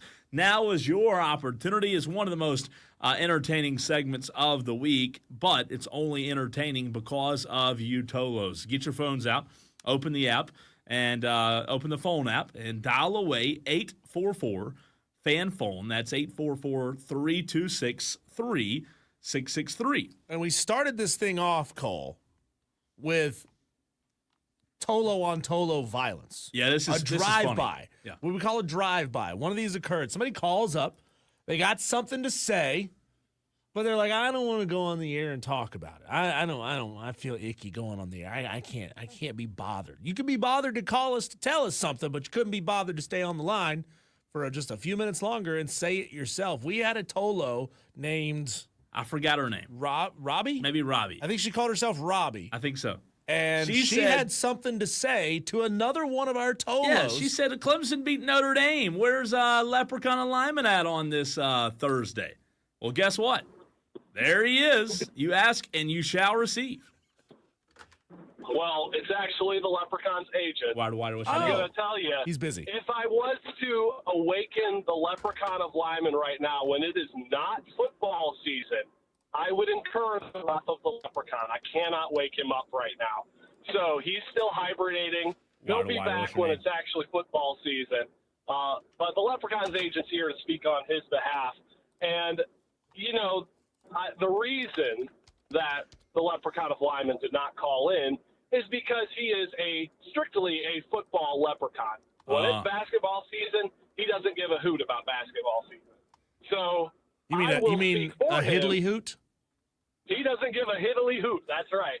But I will speak for him. I've seen enough of Micah Shrewsbury at Notre Dame to know that he is not the guy for Notre Dame basketball. Micah Shrewsbury has got to go. He's a terrible head coach, and I that's all I'm going to say on that matter. And, yeah, I could give a rat's ass about who won the basketball game. No basketball for the Leprechaun of Lyman. Hey, we still appreciate you calling in, though. Have a good one, guys. Absolutely. Thanks. Leprechaun of Lyman. Agent. I'm sorry, his Leprechaun's agent. He's, what do you say, hibernating? Is that right? Yeah. Hibernating right now. So, Tolos, we've got three on in line, rather, for the Tolo Takeover. A couple of spots still for you at 844-326-3663. Again, it doesn't have to be sports-related. If you just tuned in, the Tolo Takeover is your segment. It's your chance to sound off on whatever you may want to talk about. And Dewey is up next. When it comes to whatever, that's exactly what Dewey is. What's up, Dewey? Yes. Well, I want to respond to that guy first, and then I'll ran away. Okay. He's correct. Notre Dame sucks. Leprechaun Lyman is hiding, and he's going to be hiding until football season, and he just needs to stay in hiding. Oh. Okay. Okay. Now, this makes me really angry. Why on earth do people have pets when they don't want their pets? Huh? I go around all the time in neighborhoods, and I see stray dogs, I see stray cats, I see all sorts of animals in the roads. They're playing in the road, and they're people. They don't have people to go to. And these people who buy pets and dogs, they train them to roam the roads, and they even train them to bite people, but they don't take care of their dogs, and they wonder why their dogs bite them. And then you see dead dogs on the road. Dang. Wow, And that the got dark. people just don't. They just don't take care of their animals, and it's like it doesn't make no sense. You buy a dog, you spend thousands of dollars on a dog just to let it be malnourished and roam the roads. And it just doesn't make no sense. I'm not advocating for dogs and cats. It's just annoying. It's just like people who have kids and don't know want to take care of their kids. Do you have kids. do you have pets, Dewey? No, I don't like pets. That's why I don't have them. You seem like the kind of guy that would have a pet turtle. Yeah, he No turtle. He does. Dewey, we appreciate the phone call as always. That was random. Zach Breeze says this guy is winging it. Yeah. Now, Cole, I don't know about you because you're of a different generation. I grew up watching Price is Right, the OG Price is Right with Bob Barker, and he used to close the show every single show by don't forget to get your cats and dogs spayed and neutered, help control the pet population. That was his cause, right? Every show, he would remind you to go get your cat or dog spayed or neutered. Wow. I guess a lot of people didn't grow up with Bob Barker. No, I loved Bob. I just didn't realize he said that. Yeah, I didn't realize every single show. Tolo's, get in line, 844-326-3663. We're going to go to Delvin next, and then I had one from last week that I didn't get to, a rant on people in these, communities who are freaking rude when they're in restaurants. I'll tell you what my rant is, but first, let's go to Delvin at 844-326-3663. What's on your mind, Delvin? What's up, Cole? What's up, guys? Y'all talking about teams earlier, like Ohio State, like come on, but I'm looking at Oregon. What's your name? You lose your quarterback, Dylan Gabriel. I'm looking at Oregon. Dale? What they gonna do early on in the season? That's my thing. And I heard you talk about college game day going to Texas Ohio State. Don't forget about big noon kickoff. So Cliff might get game day out of it. Big noon kickoff go to Texas Ohio State. Texas Ohio State will probably get it, won't they, Delvin? Is that what you're saying? I said big noon kickoff. Big noon kickoff. So let me ask you this. Forgive me for Clemson might get college game day. Then I'm just saying. Well, no, that's a good point. Might still, Forgive me for not knowing. Has big noon kickoff and game day, are they allowed to be at the same, or has that ever happened? Yeah, they've been at the same place before. I don't know, man. I would love for Clemson to get game day, but I just that Ohio State and those Texas, those two brands, Delvin. I think that. Yeah, I agree with you. I said that it still might go there regardless of big noon kickoff. But I said, that's gonna be a good game to start with. But I'm looking at Oregon too, because I know they got Dante Moore. He turned from UCLA, but he ain't played in about a couple of years, so it's gonna be interesting how they can start out. And don't forget the Civil War. It's not late in the season; it's early in the season now. So Oregon State might trip them up because they got Malik Murphy as their quarterback now. Huh. Good stuff, call, Delvin. Delvin, always appreciate you. Oregon will start their season with Montana State, then Oklahoma State at Northwestern, and then hosting Oregon State on September 20th. Okay. All right. So, Oregon, I think, is going to have a little time to ease. At least they'll have one, relatively easy game taking on Montana State. Wasn't Montana State? Did they make a deep run into the FCS playoffs last year? They did. So I don't think they're going to be in danger of an upset from Montana State. Montana State might give them a game for a half. They were in the national championship, right? Is that correct? I think they were. Gosh, I should know that. I watched the stupid thing, but I think they were. I think it was them in North Dakota State? North Dakota State. Yeah, I think so. Dan B says, does the Leprechaun of Lyman awaken for St. Patty's Day? Please ask his agent. Good question. Sorry about that, Dan. We saw it just a little bit too late. I do wonder if we're going to get a groggy phone call, a sleepy phone call from Leprechaun of Lyman on St. Patty's Day, or if he's just going to sleep right through it. I don't know. Leprechaun of Lyman texted back in and said, "Oh, Dewey, you won't get rid of me that easily. For the record, I said Micah Shrewsbury sucks, not Notre Dame, LOL. Let's see. Texter says Drew Carey says that in homage to Bob. Did you know that Drew Carey's glasses are completely clear? They don't do anything. They're just there for looks. They're there for look. It's his brand. Drew Carey had LASIK surgery years ago. He doesn't need his glasses. Wow. But Drew Carey, most people don't know this. Drew Carey was a U.S. Marine, and he got that style of glasses, standard issue, as a Marine. How about that? And they became his signature look, and he has kept them ever since. That's cool. That is cool. Let's go back to the phone lines, Tolo. Still have room for a few more in this Thursday edition of the Tolo Takeover on the 27th day of February at 844-326-3663. Dale wants to sound off. Dale, what's up? Can I talk to you about 85? It doesn't matter if you're in Cherokee County. It doesn't matter if you're in Oconee County. At some point in time, you're going to be driving 3 miles an hour for 4 miles. It's true. It's ridiculous. Northbound, southbound, it don't care. Don't care what time of day it is. It doesn't You discriminate. could be driving at 2 in the morning. You could be driving at noon. You could be driving at 11 o'clock at night. Hey, It Dale, doesn't listen to matter. this, Dale. Wednesday morning, yesterday, I left my house. I had to go to Anderson for a job. And this was 7 o'clock hour, right? It took me an hour to get from Bowling Springs to Topgolf. I believe it. 1 hour. 100% believe that. God. I have to leave my house by 6:15 in the morning Ooh. for me to make sure I can make it to Pelham Road by 7:30. What? I live in Chesney. So who do we need Correct. to talk to, If I Dale, don't- to get a loop built around Greenville? Yeah, that because won't that's happen. the solution, is to build a loop to not send everyone through the heart of Greenville County and the city of Greenville, because that's the backup. It's this whole spaghetti junction between I-85, 385, people going to downtown, people heading on to Anderson. I mean, that's the screw up. So we need a loop that goes around the city to keep people who don't need to go through the heart of downtown Greenville, not the heart of downtown, but the heart of Greenville, to keep them off of I-85 through there. Correct. Now, I believe, I've only been a resident since 2016, but I thought I-185 was supposed to be semi like that. That's a I don't toll know why road. you don't take Business 85 and I-185 and connect them and create that loop like you're talking about, a beltway. Charlotte's got it, 485. Atlanta has it, but Atlanta's a lost cause because it's so overpopulated, and Yeah. 7 freeway lanes are all still filled up. But you're right. You could alleviate so much traffic with an outer loop. We need it bad, but I don't know.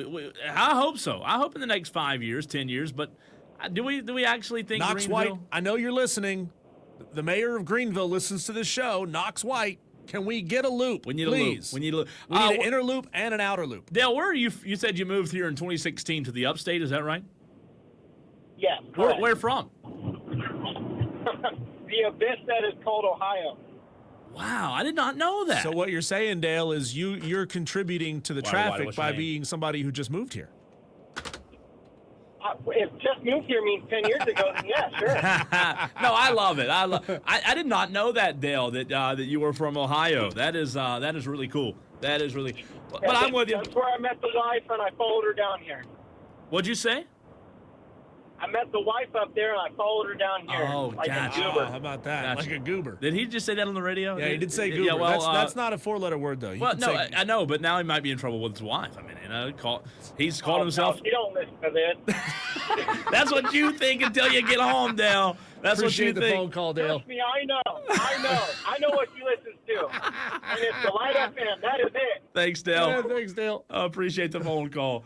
Oh, that was good. 85. I think we could get at least one per hour. We could spend an hour talking about 85 and how And much you it know sucks. how many Tolos, like we cover Spartanburg, we cover Greenville, parts of Anderson, right? Anywhere on the Odyssey app, AUDACY. But I just would love to know, like, of all of our listeners every day, what percentage of them are on 85? You got to think it's a lot because you spend so much time on 85. It's ridiculous. It's terrible. I have to do it twice a day. Yeah. I've thought about moving or quitting. So the it's the 30. job. It's roughly 30 miles. It's at your exit 75, Boiling Springs. To get to Greenville, that's exit 51, depending on where you're going in Greenville. So it's 24 miles. So it should take you 24 minutes to make that drive if you're doing 60 miles an hour. You, Cole, we know you speed. Even though you put one of those little governors in your what's your name? car to alert you when you're going too fast, or it's an app on your phone. Wider, what's your name? But yeah, we got to get a loop built around Greenville. Keep some of say your these name one people more time? off of 85. That would be huge. Let's go to the phone lines to another Tolo and bring in Tom from Somerville. Tom, welcome to the show. Hey, guys. So, I try to be positive. But today I'm not going to be very positive. And here's what I want to complain about. Is why is it anytime you go and you try to buy tickets to something, the fees are astronomical. I mean, I went to a Charleston Stingrays hockey game this past weekend. Extremely fun, by the way. But, for example, 2 tickets was going to be about $45, $50, not bad. But then after the fees, it was almost $90 after fees for the ticket. What do those fees entail, Diesel? Like, I was shocked when I saw that. So did you find out what they were? No. I mean, I don't know where to begin. I want to know, how is it for 2 tickets, the fees almost cost the price of a ticket. What the hell even is a convenience fee? Who is gaining that's not what it convenience is, from is it? this? I think it's a convenience when you pay. Well, I think there's 2 different things. I think there's you have the service fee, the convenience fee, then you got the ticket. tax on top of the fee. Yeah, that's a lot. Who's getting rich off these fees, and what do they cover? That's true. It's a good. I can tell you exactly question. who's getting rich off of those fees. Their names are Ticket and Master. Yeah, that's a good. That's a good point. Hey, Tom, is the traffic in Somerville as bad as the traffic in on 85? Oh, it's horrible. I live. Kid you not, exactly. This is a nice number, by the way. I live exactly 6.9 miles from my house to work. Knew that was coming. It should take me no more than 15 minutes to get from my house to work. Guess how long it takes me to get home from work to my house? 35. 45 minutes. I left the office at 5:10. Ooh. I will not be home until 5:55. I can guarantee it. Tom, is it possible for you to leave leave your work at 5:30 and get home any faster, or is it just as bad? Like, can you do that thing where you wait 20 minutes, let the traffic clear out, and then get there faster? It ain't gonna make a difference. It ain't gonna make a difference. Yeah. Tom, thanks for the call, man. Appreciate the phone call, Tom. Got time for one more, and then I'm going to get I to got mine. one, too. We hadn't even got to ours yet. No, we'll get to them. we're swamped. And I I love it. last week couldn't even get to it, but we will. T-Experience wants to hop in the Tolo takeover. What's up, man? Hey, what's going on, guys? You, man. What's up? Tell Tom, if you're still listening, go to TickPick. Stay off Ticketmaster and go to TickPick. Download TickPick. I've been using that for about the last 8-9 years. Getting the cheapest tickets, no fees. Got a Gamecocks ticket probably in 2019 for like $20-something, and that was down on the pretty much almost the front row. Really? And this website is what again? P-I-C-K. TickPick. Oh, you got to be careful when you're typing that in. Yeah. You gotta, Oh, wow. yeah. And my gripe is 85. I've been working at Spartanburgers Community College for darn near 2 years in Greenville, downtown. I have to be to work at 8 o'clock every day. I left early twice, yesterday and today, and guess what? Still was late. I left the house almost 20 minutes ahead of the time I normally leave. It should only take me 30, maybe 32 minutes to get there. So yesterday, not today. You said you live in downtown Greenville but work at Spartanburg Community College. Is that right?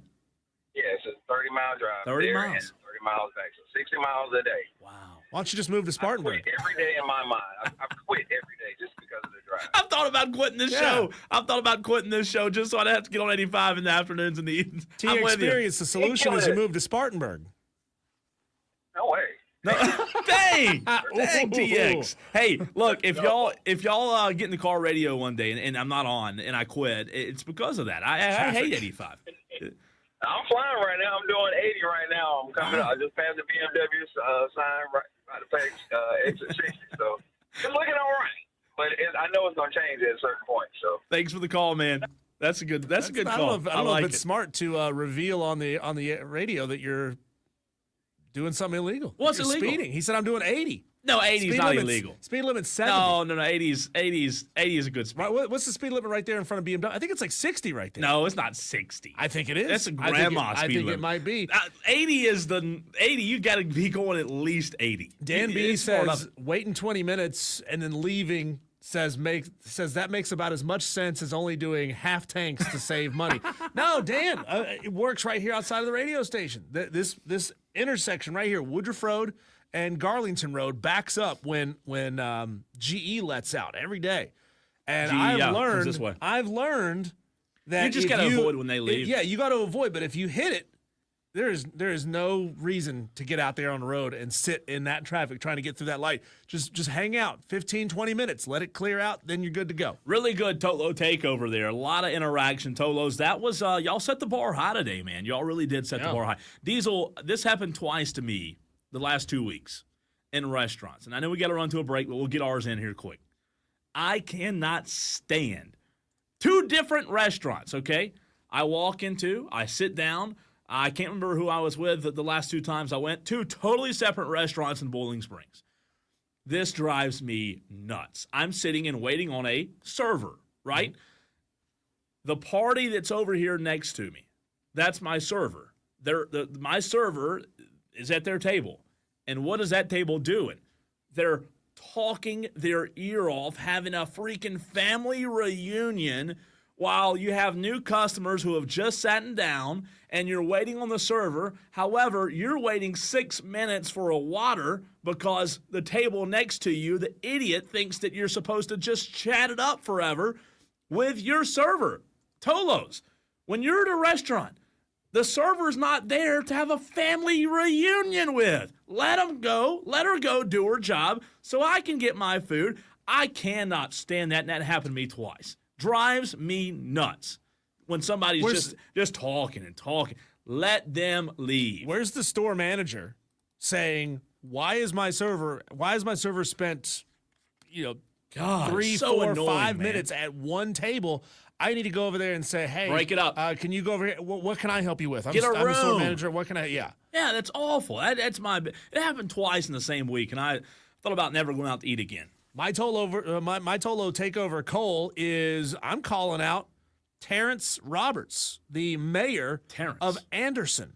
The mayor of Anderson, Terrence Roberts. Okay. Now, I'm not calling you out for anything bad, Terrence, by any way, shape, or form. I'm just saying that Greenville has a baseball team.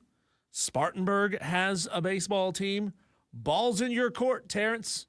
Ball's in your court. Oh, man, you want them to one up? Yeah, you're telling me that the people of Anderson wouldn't love some entertainment down there? They have to be daytime games, though. Anderson is too dangerous. Too dangerous.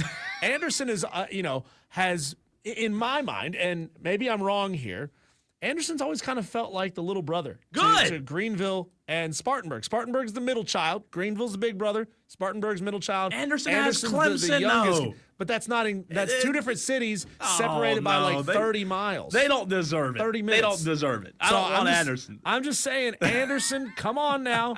We got a brand new team in Spartanburg. Let's get this 3-city rivalry going. You're going to fall farther back.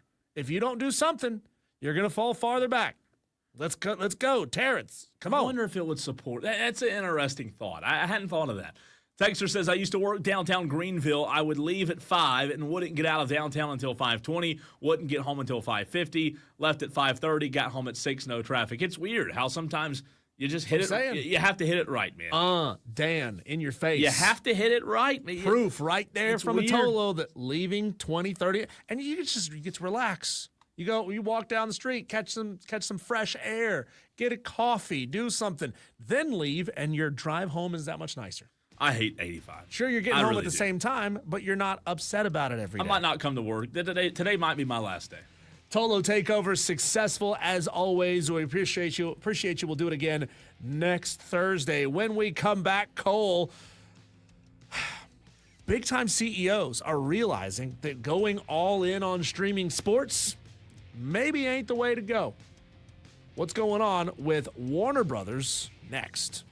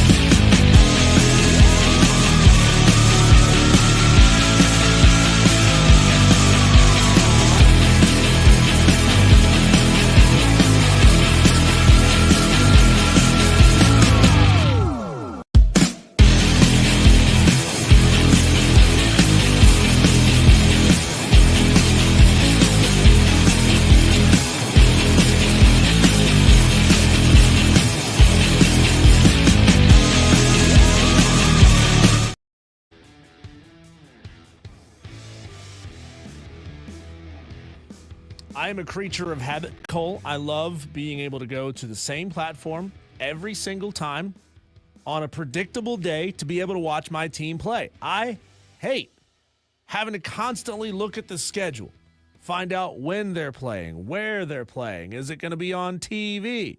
Is it going to be on one of the 9 different streaming platforms that have sports, that have my team playing on? I hate when I can watch home games on one platform, but away games on another platform. Streaming has gotten to the point, Cole, where it's getting unwieldy. It's getting crappy.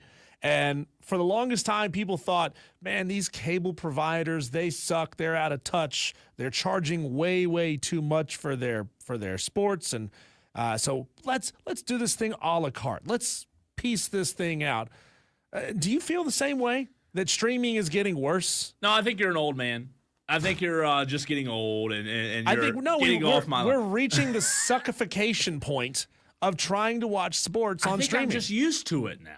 I really do. I just think I'm used to it. Like my entire, in terms of non-sports, my entire library of shows that I watch, it's all streaming. I'm completely embedded already with streaming. Yep. So I don't know. I watch games on Christmas Day on Netflix. I just think that. Does it not get under your skin when? Let's say the 2024 season, you're watching, pick a sport, Major League Baseball. You're watching Major League Baseball on TNT. Well, guess what? Next year, that contract's null and void. Now it's going to be on Netflix. After that, next year, it's going to be on CW. After that, next year, it's going to be on HBO. I think this is a way, Cole, for them to force you to get access or buy access to all of these apps, and it's getting annoying as hell. And people are bidding, right? I think that's what it comes down to. It's a bidding war. Here's the CEO of Warner Brothers, one of the biggest media conglomerates in the world, who is flat out saying it's not worth buying sports anymore. Ooh. So this comes from Disney? Warner Brothers Discovery CEO David Zaslav. He was recently on an earnings call where he said some things that ought to make some sports fans a little bit nervous. Number one, he's going to say something that indicates that it's just going to keep costing you more and more and more. Oh, yeah. To get the streaming rights for all of these things. And people were upset about cable because cable was too expensive. I guarantee you're spending just as much, if not more, on your streaming than you were on your cable. So here's some quotes from David Zaslav on a recent earnings call. Again, CEO of Warner Brothers Discovery, that includes Max, and I'm finding a lot of sports on Max recently. He says, quote, some regional players are becoming more and more dependent on sports and rental sports. I don't know what exactly he means by rental sports. And the ability to really build a long-term platform on short-term sports rights has not been a good story in the past, and it's unlikely to be a good story in the future. So when I see a real push to pay a lot more for sports to get effective guaranteed audiences, or an audience that you could really model versus building it on a great IP like Batman or the Penguin, I think that's a good thing for us. So here's the CEO of Warner Discovery saying it's actually better for us to build our platform on Batman and the Penguin than it is on live sports. And that's contrary to everything we've heard for the past 2 or 3 years when it comes to streaming rights. You got to get live sports. Live sports is must see. It's the only thing that people tune in to watch live anymore. Well, that's interesting. I would ask, what do people watch live besides sports? News? I mean, what is he what is he talking about? Batman, and what was the other one? The Penguin. He's talking about the TV show. Like Warner Brothers has the DC television shows. Yeah. And people are, I don't know. I think it's interesting from a standpoint of sports has the revenue behind it, right? All of these leagues have the revenue from the generated TV or streaming services. I think ultimately you're going to continue to see sports on a variety of different platforms, and it continue to change because ultimately it's a it's a year to year. I mean, they don't sign these contracts for 10 years out of the time, Right. do they? He may be a little bit butthurt because Warner Brothers is losing the NBA rights in a couple of months. I've been able to watch a lot of NBA games, the nationally televised games, nationally streamed games on Max. Like I watched the Mavs Lakers game the other night on Max, and What is Max?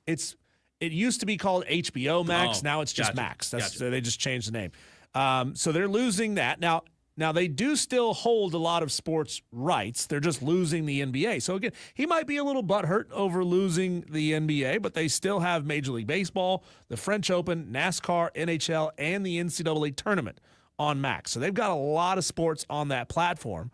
But he's essentially saying that from the biggest tippy top conglomerate media company side of things, some of these sports rights are getting so expensive that it's just not worth it for them. What's making the rights go up is what I would want to know. Just the price that's set by the Price leagues? that the leagues are demanding. set? Oh, okay, I mean, look, the SEC rights have gone up tremendously over the years. Big Ten rights have gone up tremendously over the years. They know that if HBO won't pay it, Fox will, or whatever, Time Warner will pay it. It surprises me that a company like ESPN, Diesel, and maybe this was something they missed the boat on. Maybe I'm just ignorant. But it surprises me that a company like ESPN 15 years ago with their ESPN Plus platform, which has all these games on it, by the way, right? Not every game, but a lot of games. It surprises me that a company like ESPN didn't put so much of an investment into their product that they were the one-stop shop for everything. Because, Well, I don't think they can afford all of it. I know, but you would think It'd be nice if they did, and it was a one-stop shop. You don't think ESPN, though, backed by Disney? I don't know. I guess you're right, ultimately. But they weren't backed by Disney 15 years ago. No, they weren't. It was ESPN, ABC. That's right. And Disney wasn't a part of the equation until a couple of years ago. Yeah, I wish, and this will never happen, to your point, because it's so expensive. I wish in a perfect world, like the old cable days, you could have everything in one place. That'll never happen. You wish you could have everything you wanted and nothing that you don't, right? I don't want to pay for HGTV because I'm not watching that crap, but I would like to get all of the sports regardless of what it is. Yeah, and I think that is why I and so many other people are on YouTube TV. I think YouTube TV, look, they're not perfect. They don't carry everything. But YouTube TV has done a fantastic job at offering these packages for an additional, fee. I mean, like for example, I have YouTube TV Basic. I also pay for NFL Ticket through YouTube TV, where I get every game plus Red Zone. I also pay for NBA Ticket. It's not called that, but League Pass, I think it's what it's called. So I think that's why a lot of people have gone to YouTube TV, because they still have that feel of the traditional cable with all of the different shows and all of the different providers, Diesel, that are offered. But at the same time, I feel like, for me, except for the Braves, I can get everything I want on YouTube TV. The Braves are the only thing that I cannot get through that. That's the only thing. So consider the fact, Cole, that let's just pretend for a moment that you liked some of the programming that was on the CW. I know it's not your thing, but let's say that it was. I remember 5, 6, 10 years ago, there was a lot of like DC comic book TV shows, like the Flash TV show was on there. I watch Arrow was on there. Oh my gosh, not Big Bang Theory, but the other one. Where he was young Sheldon. What is that, CW or no? No, I think that's a network show. I think it's ABC, but I could be wrong about that. But I think a lot of those platforms now are going to stop investing money in new content creation, the TV shows, in lieu of just putting on live sports, because they feel like they have to.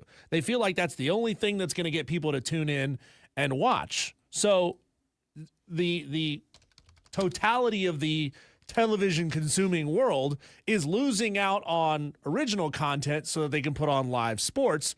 And eventually you're going to come to a point where it's like, all right, they're putting on, outdoor badminton. Yeah.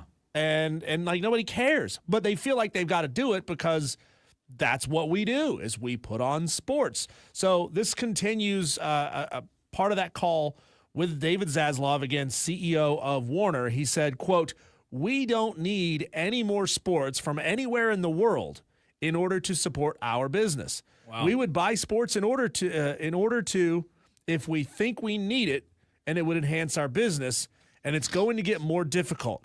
You know, some of these prices being paid and some of the competitors are opting to go sports instead of doing what we do.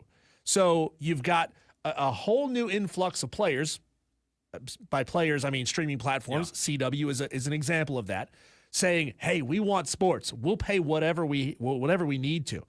So automatically that means of NHL, that the NHL is demanding to carry their games, NASCAR, French Open, Major League Baseball, NCAA tournament, this sport, that sport, whatever a sport. All of these prices are going up, up, and up, and eventually all of these big-time platforms are going to have to make the decision, is it worth it to even show sports anymore because it's so expensive to buy the rights to show these sports. But I just wonder what the return is because, like, it is very expensive for them, for all of those different platforms to buy the sports. And you're right, they're only going to go up and up, but there's got to be a return, right? I mean, they wouldn't be doing it if there was no return on it. I mean, just imagine what the NFL returns to its. I mean, the NFL's huge, right? It's a cash cow. Yeah, but the NFL rights aren't going anywhere. It's the rights to the second tier, third tier sports, and I'm talking MAC college football. I'm talking Sun Belt football. I'm talking college baseball. I mean, college baseball has been very underserved on television for a long time. You know that you can't tune in and watch a random midweek Clemson Stetson game, or most of the time you can't. Well, some network is going to say, you know what? We'll be your Huckleberry. We'll put that on TV. We'll put on as much live college baseball as we can, considering you and I and all of our Tolos are like, we love college baseball. We want to watch college baseball. Well, how much are they going to be able to get for that in advertising rights to pay for all of that college baseball? Before we run to a break, we have time for Creed and Cowpens, who wants to chime in. What's up, Creed? Just want you to know how offensive that was and how bad it is that my family is going to my son who's on scholarship at Furniture State for badminton. And they're going to win championships. And I'm just telling you, Furniture State is everything this year when it comes to badminton, okay? Really? Is it 3-man, 5-man, or round robin? No, sorry, I just had to get when you said badminton. I just thought, I wonder if there's somebody that's going, how dare you? I've got 2 kids in badminton scholarship. Yeah. Creed, we appreciate you, man. Thank you, Creed. Good stuff. Look at him clutching pearls over there, calling us up, making me feel bad for a minute. Yeah, he got you for a second. I thought I really upset you. He got you for a second. All right, Diesel, it's time to highlight the biggest stories in sports in the very next segment, Daily Wires. That is next.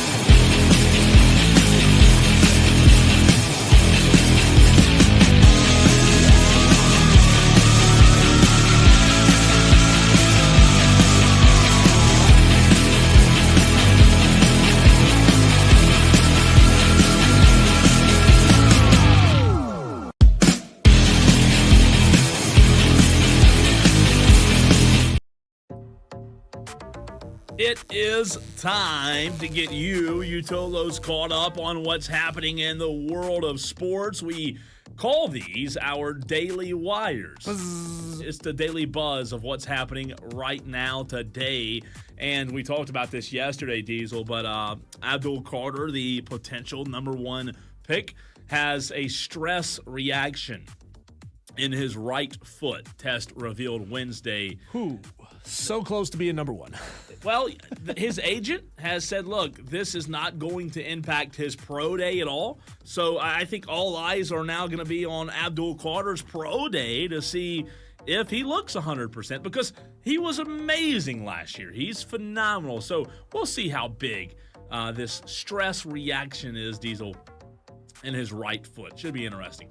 San Francisco 49ers general manager John Lynch doesn't know when a contract extension for quarterback Brock Purdy will be done, but he said on Wednesday that discussions toward that outcome have already begun, so it looks like Brock Purdy is the quarterback of the future in San Fran. We talked about this earlier in the show. We'll talk about it more coming up in about 15 minutes. The NFL considering overtime rules being changed to decrease the advantage for the team that wins the coin toss. Well, freaking congratulations, NFL. You finally got something right. That's a long time coming. The New Orleans Saints general manager Mickey Loomis indicated the team will stick with Derek Carr. Woo! As the team starting quarterback. Boo! Spencer Rattler's a better quarterback. God, Derek. Why? What do you see in Derek Carr, Diesel? I mean, are you kidding me? Saints, they've got to think this is short term, because there's no way they really believe Derek Carr is the answer. How much of this do you think is Kellen Moore? I don't know. Maybe does he say something? I see more in Derek Carr? Maybe Kellen can squeeze a little bit more out of Derek Carr. Last night, Clemson defeated Notre Dame, and it was not close. 83-68 Diesel. The Tigers are now 23-5 on the season. Tigers continue to roll. It was a great performance for them, Cole. And Ian Shefflin had himself a big time night. He scored 25 in that game. 24, a career high 24 points in that game. Victor Locken 18, Jaden Zachary 11 points. What a game for Victor Locken. He continues to impress, man. He continues to impress. Victor Locken playing good down the stretch. In the SoCon last night, Furman destroyed the Citadel 85-42. Dan Scott on the call. I tuned in on the way home, and I heard Dan say, Diesel, Furman with a 44-point lead. 44? 44? They destroyed the Citadel. They got shelled. Good win, though. Really good win. Playing, your best basketball if you're Furman at the right time. ETSU last night in the SoCon defeated Mercer 59-58, a close one. And Wofford up in Cullowhee defeated Western Carolina 90-67. Again, not close. Wofford and Furman, Diesel, they both had a big win, and they're both meeting on Saturday in Spartanburg. That one should be a lot of fun. Furman-Wofford this Saturday. Duke has had some questions after Tyrese Proctor got hit in the leg the other night. It was a weird hit, weird injury, but Tyrese Proctor for the Blue Devils is expected to be back for Duke this season. Coach John Shire said after the guard hobbled off of the court because of a left knee injury on Tuesday night. Duke, one of, two hopes for the ACC to make a deep run in the tournament. Could you imagine, Cole? I don't know how instrumental and critical Tyrese Proctor is to this Duke team. I know he's good. I know he's a big part of the team. But if they take an early exit, and if Clemson somehow also takes an early exit, that's just not the kind of cherry that you want to put on top of the season. I think if Pat Kelsey in Louisville can get I don't know what their projected seed is, but I'd love to see Pat Kelsey, man, and make a run. Louisville, they're good. They beat Clemson. Louisville's not a bad team, so we'll see if Pat Kelsey has something up his sleeve for the month of March. Texas is number one in the Associated Press Top 25 women's basketball poll for the first time in 21 21 years. And the third different team. How about this parity, Diesel, in women's basketball? The third different team to hold the top spot in the past 3 weeks. In the past 3 weeks, we've had 3 different number 1 teams. How about that in women's basketball? I love the parity. Auburn, speaking of number 1 in men's basketball, defeated Ole Miss last night. And it was not close. 106-76. Auburn over Ole Miss last night. The number 1 team in the country continues to impress, and that is the Auburn Tigers. The South Carolina women, the 6th-ranked South Carolina women, and Dawn Staley are back in action tonight on the road at Ole Miss. And the last Daily Wire for you on this Thursday edition, right here on the Fan Upstate. Monday Diesel. We found this guy on Twitter a couple of weeks ago. You and I were talking about him. We said, this is like the Kelly Ford of college basketball. He's a PhD statistician, a data scientist, college basketball analytics. His name is Evan Miyakawa. Smart fella. Smart fella. A lot smarter than I am. And I said, look, wouldn't it be cool if we could get Evan on the show? Reached out to him. Monday, Evan Miyakawa will join us right here on the Fan Upstate. The Kelly Ford of college basketball. I don't know if he knows who Kelly Ford is or Kelly knows who he is. I'm sure Kelly does. It's like 40,000 followers on Twitter. We need to put those two guys in a room together and just stick a mic in there and listen to them talk. Be great, wouldn't it be great? fantastic? So that'd be a lot of fun. Yeah, think about ways that like those two guys could come up with ways to get better stats and game their systems. That would be awesome. When we come back, Cole, the NFL seems very, very close to finally doing the right thing. A big-time change on the horizon. Actually, 2 of them. We'll talk about that. Coming up next on 97.7 FM in Greenville, 97.1 FM in Spartanburg, and everywhere you are on the free.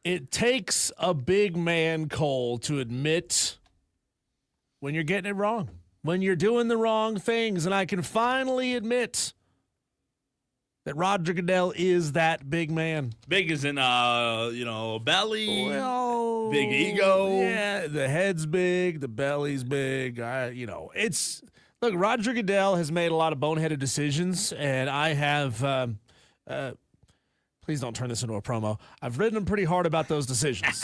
Okay? It's the uneven enforcement of rules. It's taking it seriously one time and then not taking it seriously the next time. Yeah. It's the lack of transparency.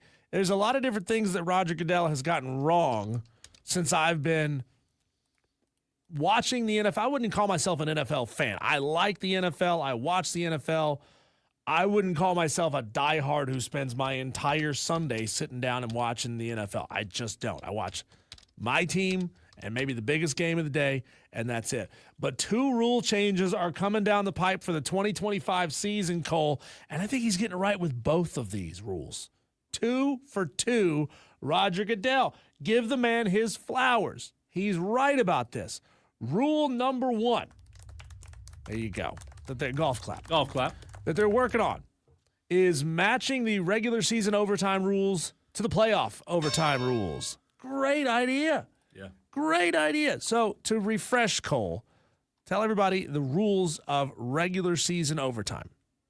Well, for whatever reason, regular season games are of less importance, right, Diesel? Oh, yeah. Yeah, they're only the reason why you get into the playoffs. Come on. I mean, I think, by the way, to your point, I think that we're moving in the right direction here. In the regular season, if you don't know, teams in the NFL, when they get to overtime, guess what? Diesel, you and I are on different teams. We trot out to midfield. And what do we do at midfield? The same thing we do at midfield before the game starts. We flip a coin. Well, Diesel, during the regular season, if the coin lands on, what do heads. You call? You call his head. You're a heads guy.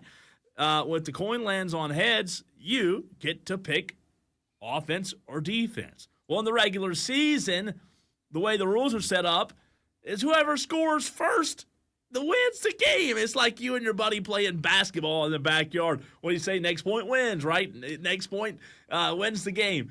That's where we are in the NFL when it comes to regular season.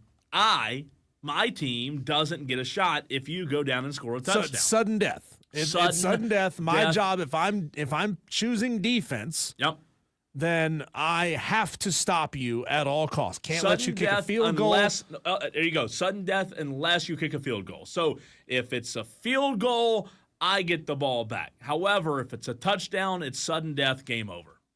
I don't like. Why would I ever choose defense?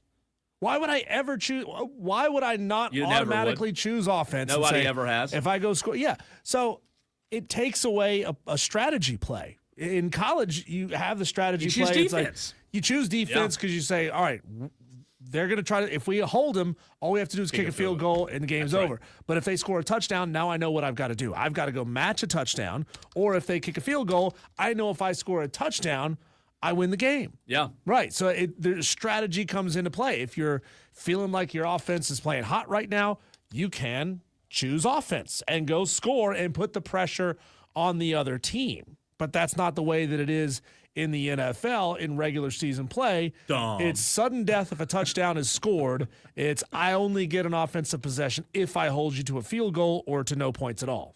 Which is dumb. It's so interesting from the strategy standpoint because you mentioned it in college.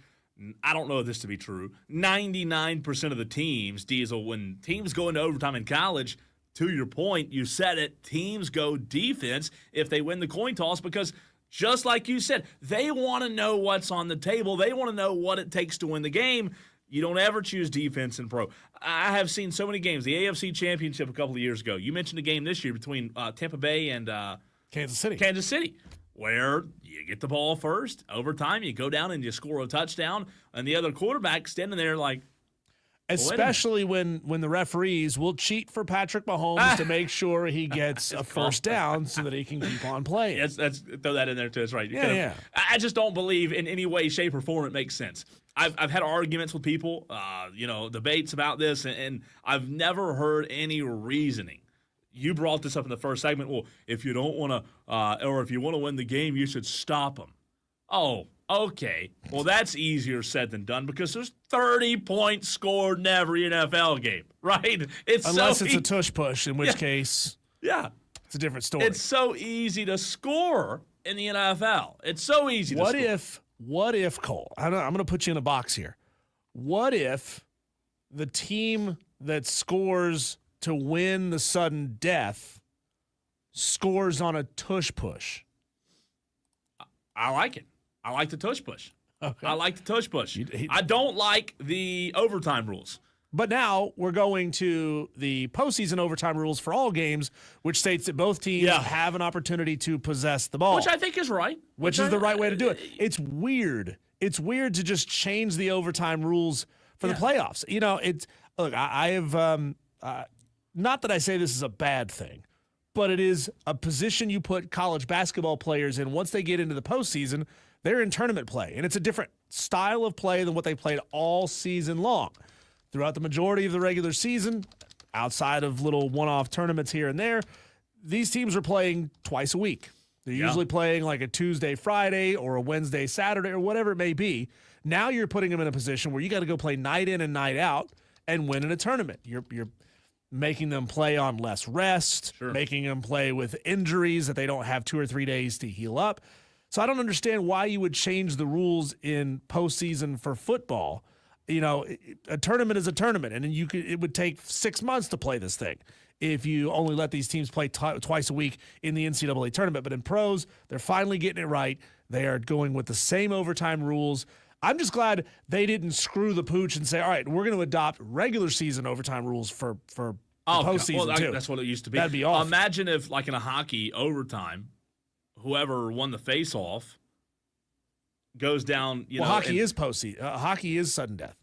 But I'm saying the other team, when they get when they get on the court, they have their offense on the court. Just like soccer, they have their offense out there. So imagine if in NHL, if it got to shootouts, and if the first team that shoots in the shootout scored on their first shot of the shootout, sudden death, game over. Weird one. And the other team doesn't get a chance to go and try. So I'm glad the NFL. I'm with you. I just think it makes sense. They've got this part right. Good in sports, for them. In society, we need common sense. This is Roger. If you're listening on this Thursday evening, this is common sense, buddy. This is good for you. Yep. We're finally getting back to common sense. And it feels so good, Chuck Mangione. And rule number, you don't even know who that is. Rule number two. No. Tell me, I heard that name recently. Chuck Mangione. Did you ever watch King of the Hill? No. You seem like the type who would love King of the Hill. No. You never watched King of the Hill? No. Hank, Bobby, Boomhauer, Dale. I don't know anybody. Bill Dotrieve, the Bulldozer. Come on. Say the name again. Chuck Mangione. He was a trumpeter in the 70s when yacht rock was a big deal. Don't know Chuck. Is he still alive? I have no idea. I genuinely don't know. He died. Oh, that's sad. He died in 2023, 81 But he had years a song called "Feels So Good," and it's a great song. It's a bop, as the kids Do you think would say. I would know it, though? Do you think I would know Probably the song? not. The only reason I know Chuck Mangione is because he was a recurring character in King of the Hill. Yes. You want me to go to sleep? Oh, it goes up from here. This is the God, intro. I hope so. This is the intro to the song, and you're trying to get us doxxed on YouTube for. It's not on. No, it's not. It gets punchy. Sorry, it gets punchy. Yeah, sorry for those of you on the stream. You can't hear it because we would get we would get knocked on YouTube. Killed, literally. But in King of the Hill, Chuck Mangione was the spokesperson for Megalomart, which was awful. the in-universe version of Walmart that they go to. Now, skip forward in the song.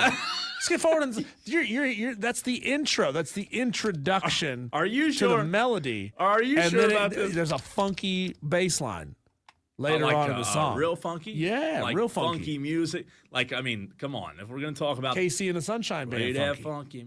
Let's see. Okay. I got Told you. you. Let me ask you this question, though. Why is this song, Diesel, 10 minutes long? This song is 10 minutes long. What song is 10 minutes? Bow, bow, bow, bow. Yeah, it's not my cup of tea. Oh, come on. You don't know music, my friend. No, I don't. Okay, so here we go. Rule number 2 that the NFL is bringing. I fully expect that to be a promo, by the way.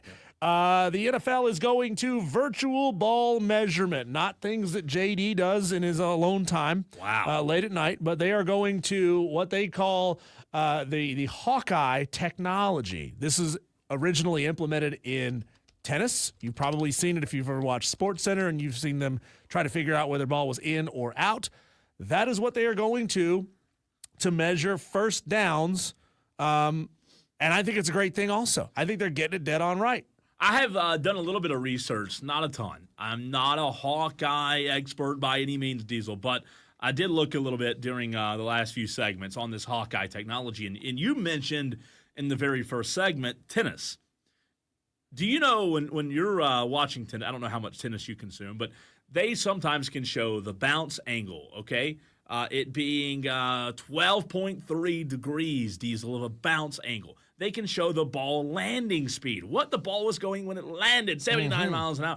This Hawkeye technology, I don't know who Hawk is, but I'll tell you this. He's an Avenger, by the way. He's a rich man. He's an Avenger. He's a rich man because this is freaking awesome. Why have we not already implemented this? Well, you say we have in the preseason. They've been testing it, right? That's what working on it. We've heard that they're working on it, and this is. You know, we're now going from 4 fat men with a chain and some sticks to Hawkeye technology. That's where we should be because sports, Diesel, have a lot of money in them invested. This sport is too important to have 4 fat Joes and a stick and a chain. We had a texter earlier when we talked about this at 3 o'clock saying, oh, well, they say there's going to be a sensor in the ball, but they're not going to put them on the ends of the ball. They're just going to put one sensor in the ball. Well, okay, you don't necessarily need a sensor like a mesh of 5 sensors all over the ball if you know exactly where one sensor is. I'm holding the football right now. So take the little, I'm going to let you say the word. Hole. Yeah, take... It's what it is. What, you pervert.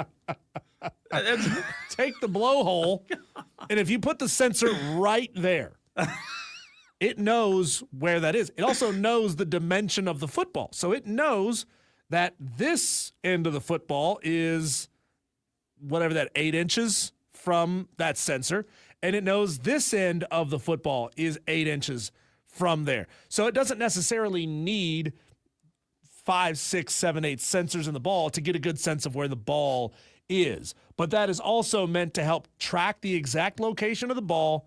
And then the technology says, okay, if the sensor is here, then the ball is here, and the first down line is there. First down, not a first down. And it's happening. Jarrett Bell, Diesel of USA Today Sports, he's reporting it. This is not a, hey, maybe this will happen one day down the road. This thing's happening. It's been reported that the Hawkeye technology is and will be implemented in 2025 in NFL games. Dan B.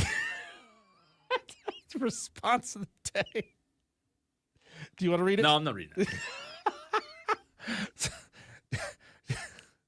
it. Dan B says, but if it's a deflated Tom Brady ball, it isn't 8 actual inches. So there's that.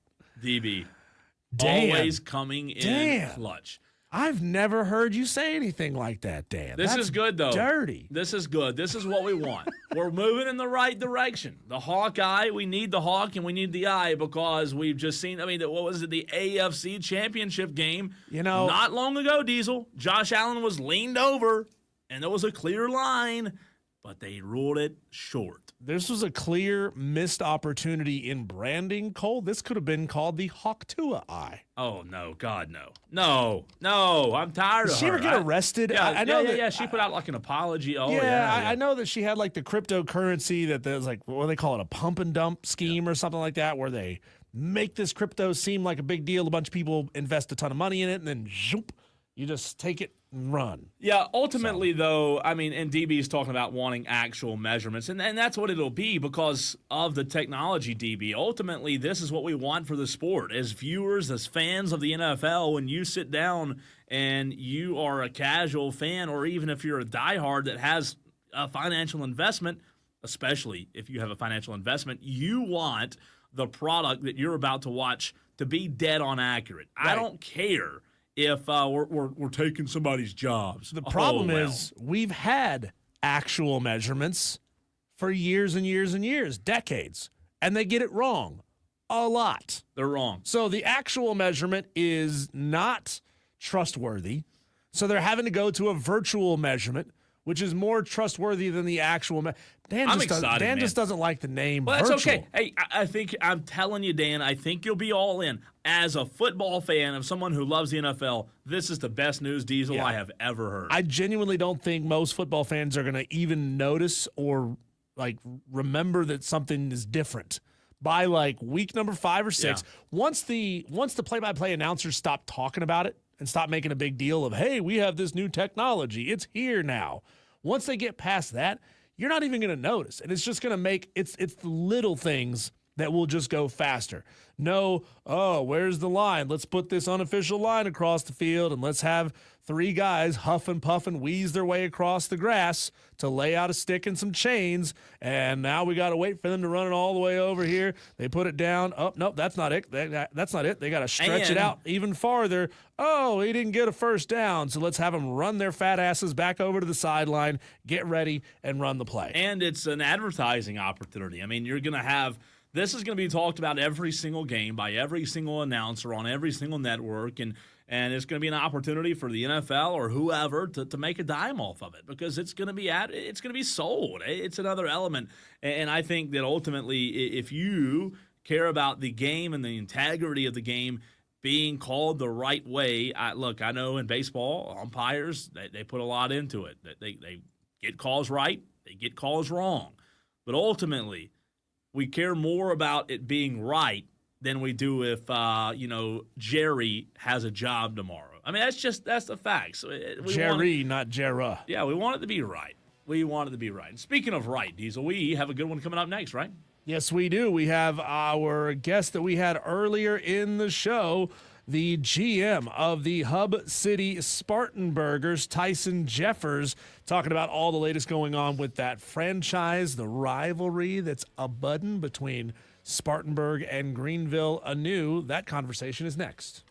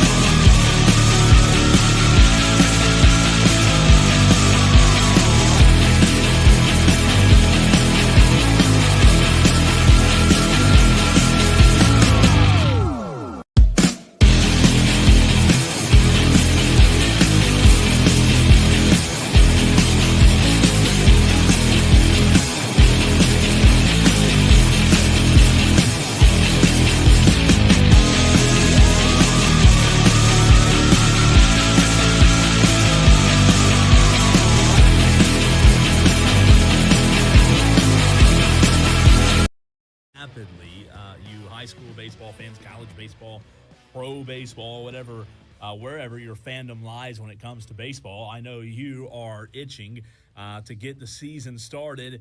And speaking of getting the season started, we go to Spartanburg, where we are joined by the GM of the Hub City Spartanburgers, who we've had on the show before, Tyson Jeffers. Tyson, hope you're fantastic, my man. I want to know, as the general manager of a minor league baseball team in their inaugural season, how hectic is your life right now? I would say it's pretty hectic. I mean, there's a lot going on. Just running the business while trying to build a ballpark and make sure you can't play baseball without a ballpark. But it is coming along. Grass just got put down, netting's up around, seats are in. So we're close to being able to throw some lines on the field and get some players out there.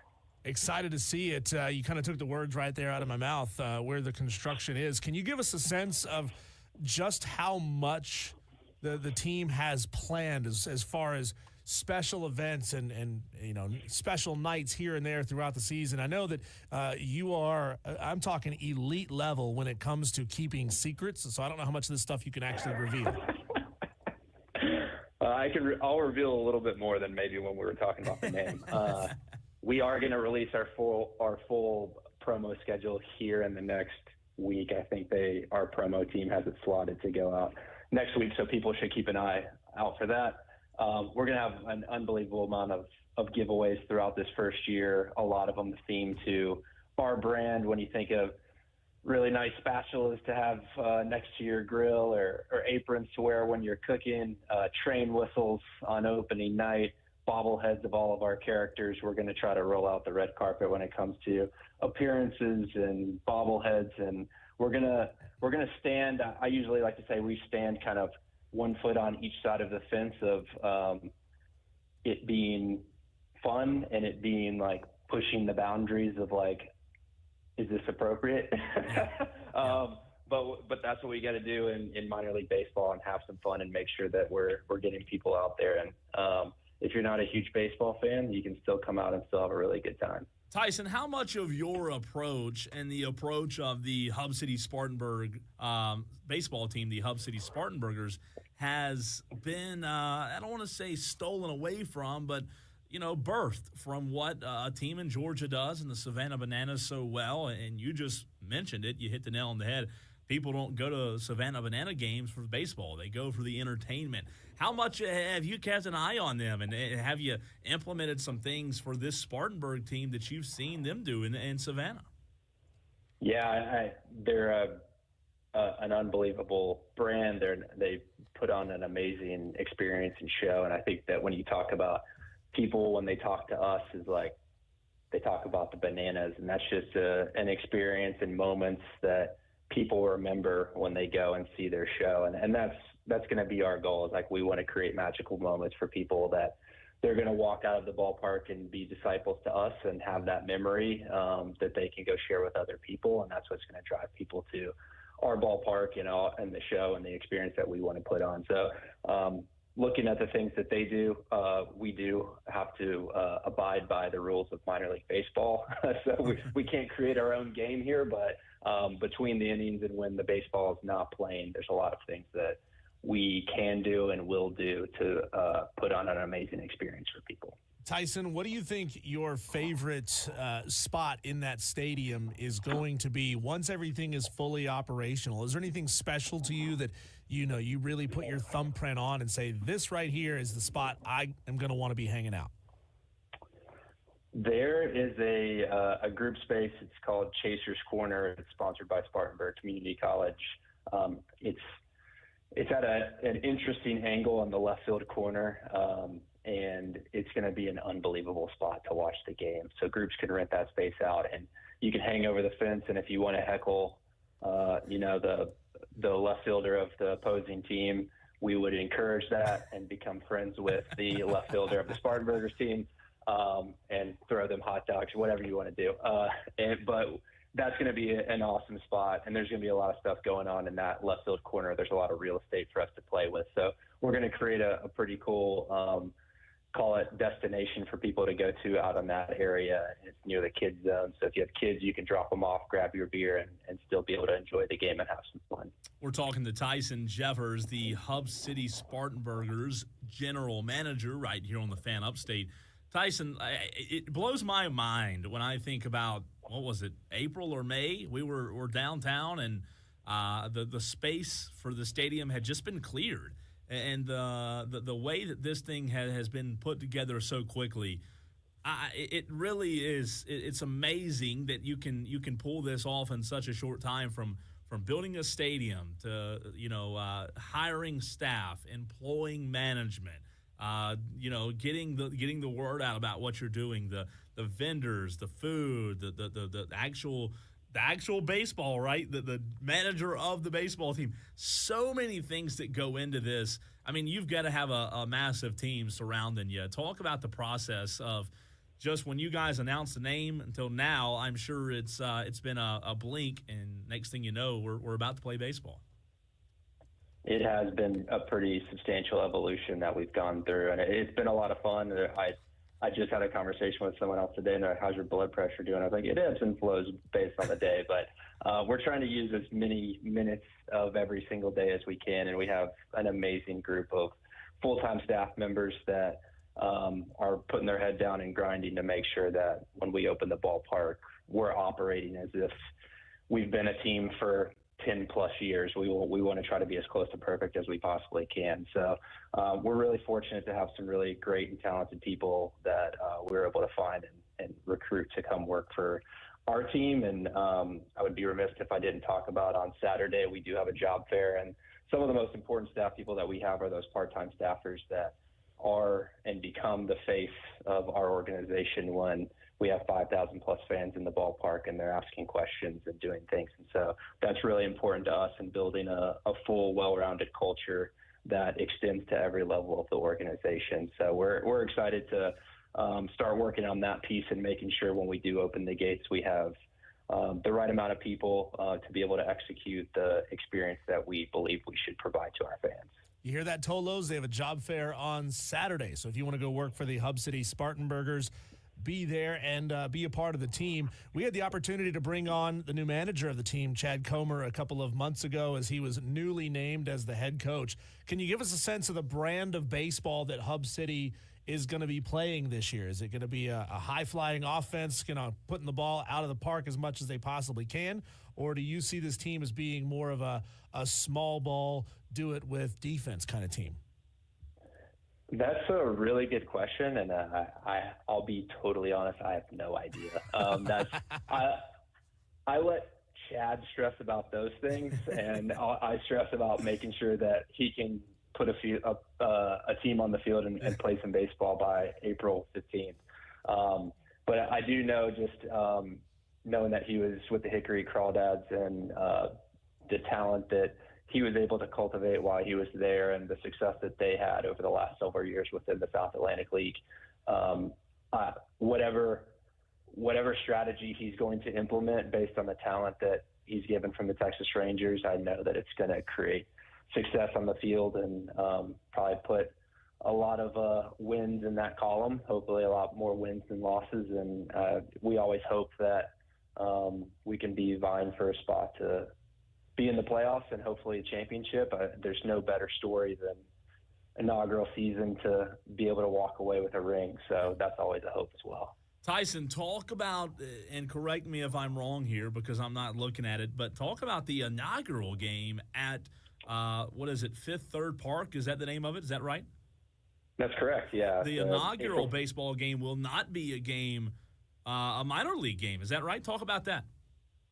Yeah, the inaugural game at Fifth Third Park will be between Wofford and USC Upstate. So we thought it was really important that if we're going to kick off an event in Spartanburg, we want to be Spartanburg focused, and what better way to do that than put two high-level Division I programs on the field against each other. And they haven't faced off in a couple years, so I think it's really important to reignite that rivalry a little bit and for them to do that on a neutral field. And it will be the cleanest and most perfect that it looks. Those players get to touch the grass first, so no excuses on any of that, or maybe they'll have all the excuses because they won't know how the field plays. But it should be a lot of fun, and it gives us, as again, when we talk about Spartanburgers baseball and when we open the gates on April 15th, trying to be as perfect as possible, it gives us an opportunity to have a dry run for ourselves and see how we can put on our show and perfect it as much as possible for we start playing our season.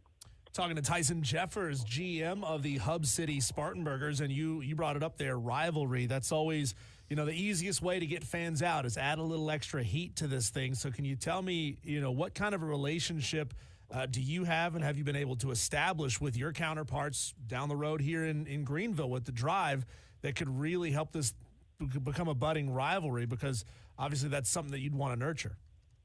Yeah, I've started to see a little chirping going on from Greenville Drive fans in our comments lately, which is great to see. And I'm sure there's some Spartanburgers fans in their comment sections too, going back and forth, which I think helps let the fans kind of establish that rivalry and make it a little bit more heated.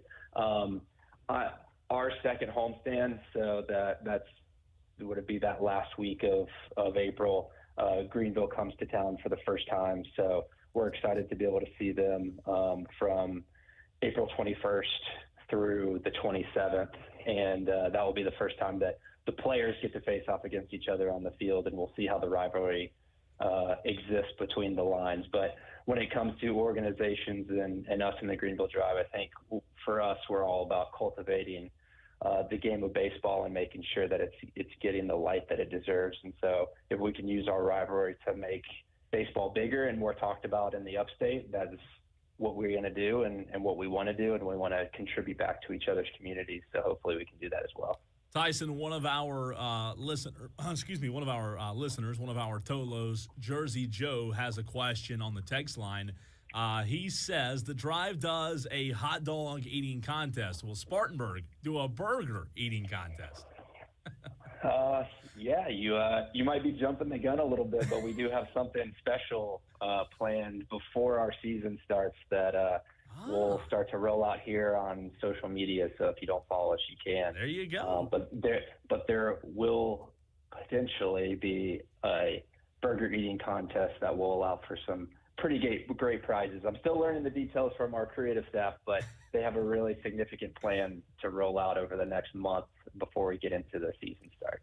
Tyson, earlier I complimented your ability to be secretive, but you're also extremely political. And I'm not saying that as a bad thing. You know how to play both sides of this thing. But I want you to take off your Spartanburgers hat here for just a second and give me a baseball fan answer. I've always been critical of minor league baseball and how they handle player movement. They're kind of moving in and out of rosters all the time, which is very different than the way minor league soccer does in the MLS, where they basically leave teams alone for a majority of their season.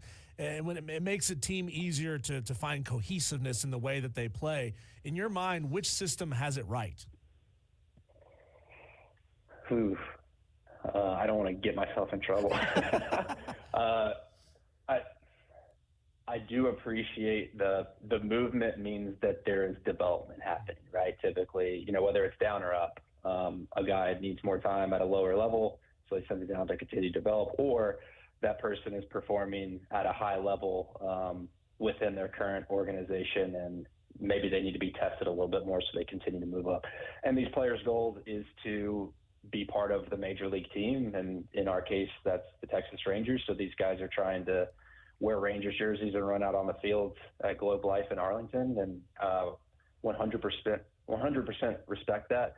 I do think that from our perspective, when it comes to putting high-level players on the field, we're actually in a really unique spot at a high A level that we're going to get the first-round draft guys. We're going to get opportunities to see those players. Yes, we're seeing them probably at their infancy and their youngest, but those are the stories that we always look to tell down the road when that guy is wearing a Rangers uniform or some other major league uniform if he happens to get traded. But that's a great story for us to tell, because that, again, when we talk about cultivating the game of baseball, for those young players to come and see a pitcher or an outfielder that then ends up making major league roster. That's a pretty cool story for them to hold on to and tell.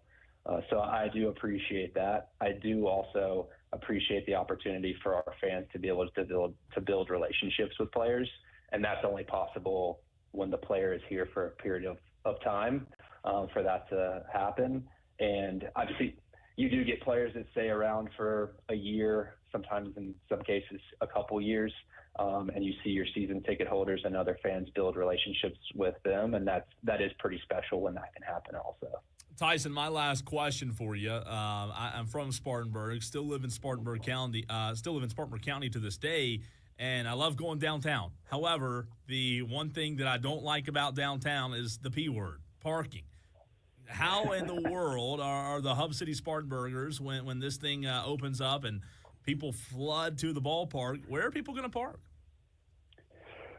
We are working with the city on that, and that's a great question. We're very fortunate that just over our left field wall, we do have, I would say, one of the nicest parking structures in all of South Carolina that is getting completed and will be completed by opening day.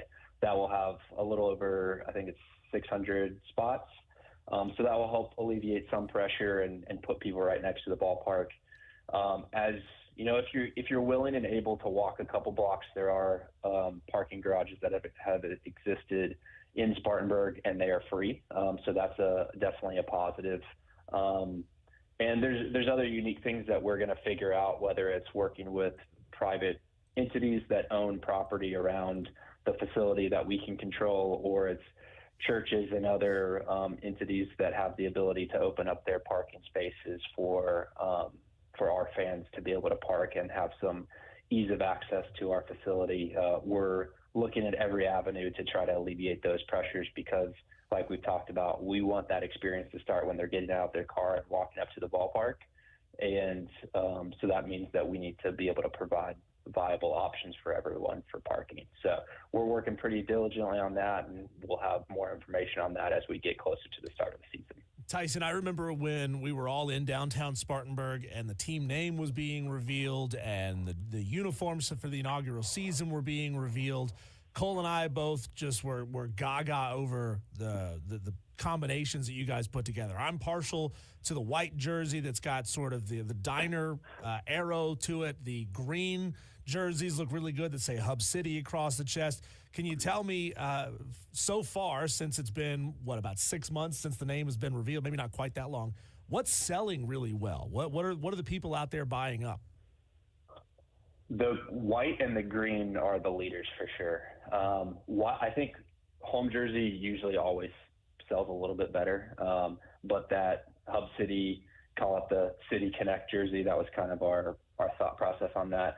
People love the Hub City branding, and someone that doesn't want a burger or something on their chest, they usually lean that route. But it has been pretty balanced between those two. I think once people see our players in that navy blue jersey and where the numbers are placed and everything, people will start to buy the navy. It is a clean look. So, but yeah, who knows? Like right now, it has been those two. Once you start putting players on the field in certain jerseys, that's usually when you start to see some spikes in both the hats that they're wearing as well as the jerseys that they're wearing on the field. Tyson, fantastic stuff as always. We appreciate you taking time to hop on with us on the Fan Upstate. For those in the Upstate in Spartanburg, Greenville, and Anderson listening, I'm sure they've loved it, and we appreciate you as always. Thank you, guys. Appreciate you. Tyson Jeffers, the general manager of the Spartanburgers, the Hub City Spartanburgers, if you will. Diesel, I will say, I'm glad to hear that last answer that they're working on the parking because, to me, I think they built one to the answer he gave. I think they built one parking garage, but they need about 3 right there. I mean, it's so bad, but it's not his fault. That's a problem in downtown Greenville with the drive. The parking is so bad. People are stretched so far to get to a game, and I get it. When you try to plop a stadium in the middle of downtown somewhere, that is a huge concern. And it also means you have to buy up a lot more property if you want to be able to build parking garages. You need some parking. Make those parking garages freaking skyscrapers. There's your freaking solution, right? Why is that so hard? Let's get a 15, 20-story parking garage, raise that baby up in the air, and you'll have no issues. Cole, my wife told me that I was nuts.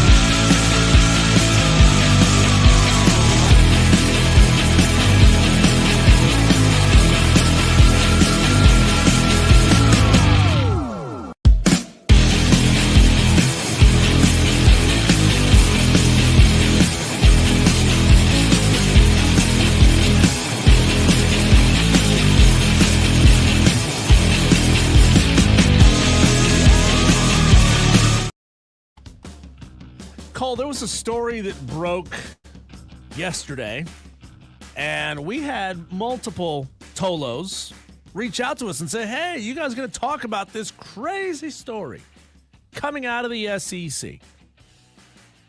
We've got 24 hours to sit on it. Yeah. 24 hours to actually look it up to see what the hell is even going on. And I still don't have a clue if any of this is real. I still don't. Some good, know. juicy drama. Good, juicy drama. But the fact of the matter is, the people involved, clearly, are flat out denying that it actually happened and that it's all just one big fraternity prank. I don't really want to reveal the names involved here. You can go find it if you want to. It's not that hard to look up. It's trending on social media. But there was a sorority girl at an SEC school who went viral for apparently sleeping with her frat boyfriend's dad. She has since come out and said, didn't happen. I don't know what you guys are talking about. Didn't happen. It's all just one big fraternity prank. Ooh, wow. But the problem is, Cole, when a story like this breaks, there's no journalistic integrity that we are displaying here by not revealing names or where this went down. But Pat McAfee sure as hell ran with it, talked about it, giggled like a schoolboy, tee-hee. Have you heard what's going on down there? Antonio Brown did the same thing with his podcast. And I wouldn't be surprised, Cole. I haven't seen that this has happened yet, but I would not be surprised if this sorority girl from the SEC, who allegedly slept with her boyfriend's dad, doesn't sue these two shows for defamation. Because, God, she can make a lot of money. I would. I mean, like, look, this girl, if she didn't do what the internet says that she did, she has a tremendous case to make a lot of money off Pat McAfee, off Antonio Brown, and basically every other radio show in America that has decided to spread this false rumor about her virtue or lack thereof. That's the thing, though. We've learned with cases in the NFL and at every different league and every different level, Diesel. If you're gonna accuse somebody of something, you got to make sure it's accurate. Well, how do you prove that it didn't happen? I mean, I don't know when this allegedly happened. I don't know what the statute of limitations on going back and doing a medical exam might prove. If someone was even sexually active in that period of time, I don't know what that could be. Like back in the Salem witch trials days, Cole, if they wanted to find out if a woman was virgin, they would just throw her in the lake. And if she could swim, she was a witch. Wow. Which didn't make any sense. If you were virtuous, you would just drown and die? It doesn't make any sense. Like, it's a catch-22. You're kind of screwed either way. If you can swim, all of a sudden you're a witch and they're going to burn you at the stake. If you can't swim, you're just going to drown. So, again, I don't know what's going on with this story. That's why I'm not revealing any more than that. But if this is actually untrue and it's all just one big fraternity prank, God, I feel bad for this girl. I feel bad. Like, she's going to have to change schools. She's going to have to cut her hair. She's going to have to dye her hair. She's going to have to, change her name. Like, it's bad, man. It's bad. Tolos, a big show coming your way tomorrow. Clemson, South Carolina begins tomorrow night, 7 o'clock at Clemson at Doug Kingsmore. We'll talk about the rivalry weekend. It's hard to say. I get rivalry weekend, Bug Bunny. Rivalry weekend ahead for Clemson and South Carolina tomorrow on the Fan Upstate.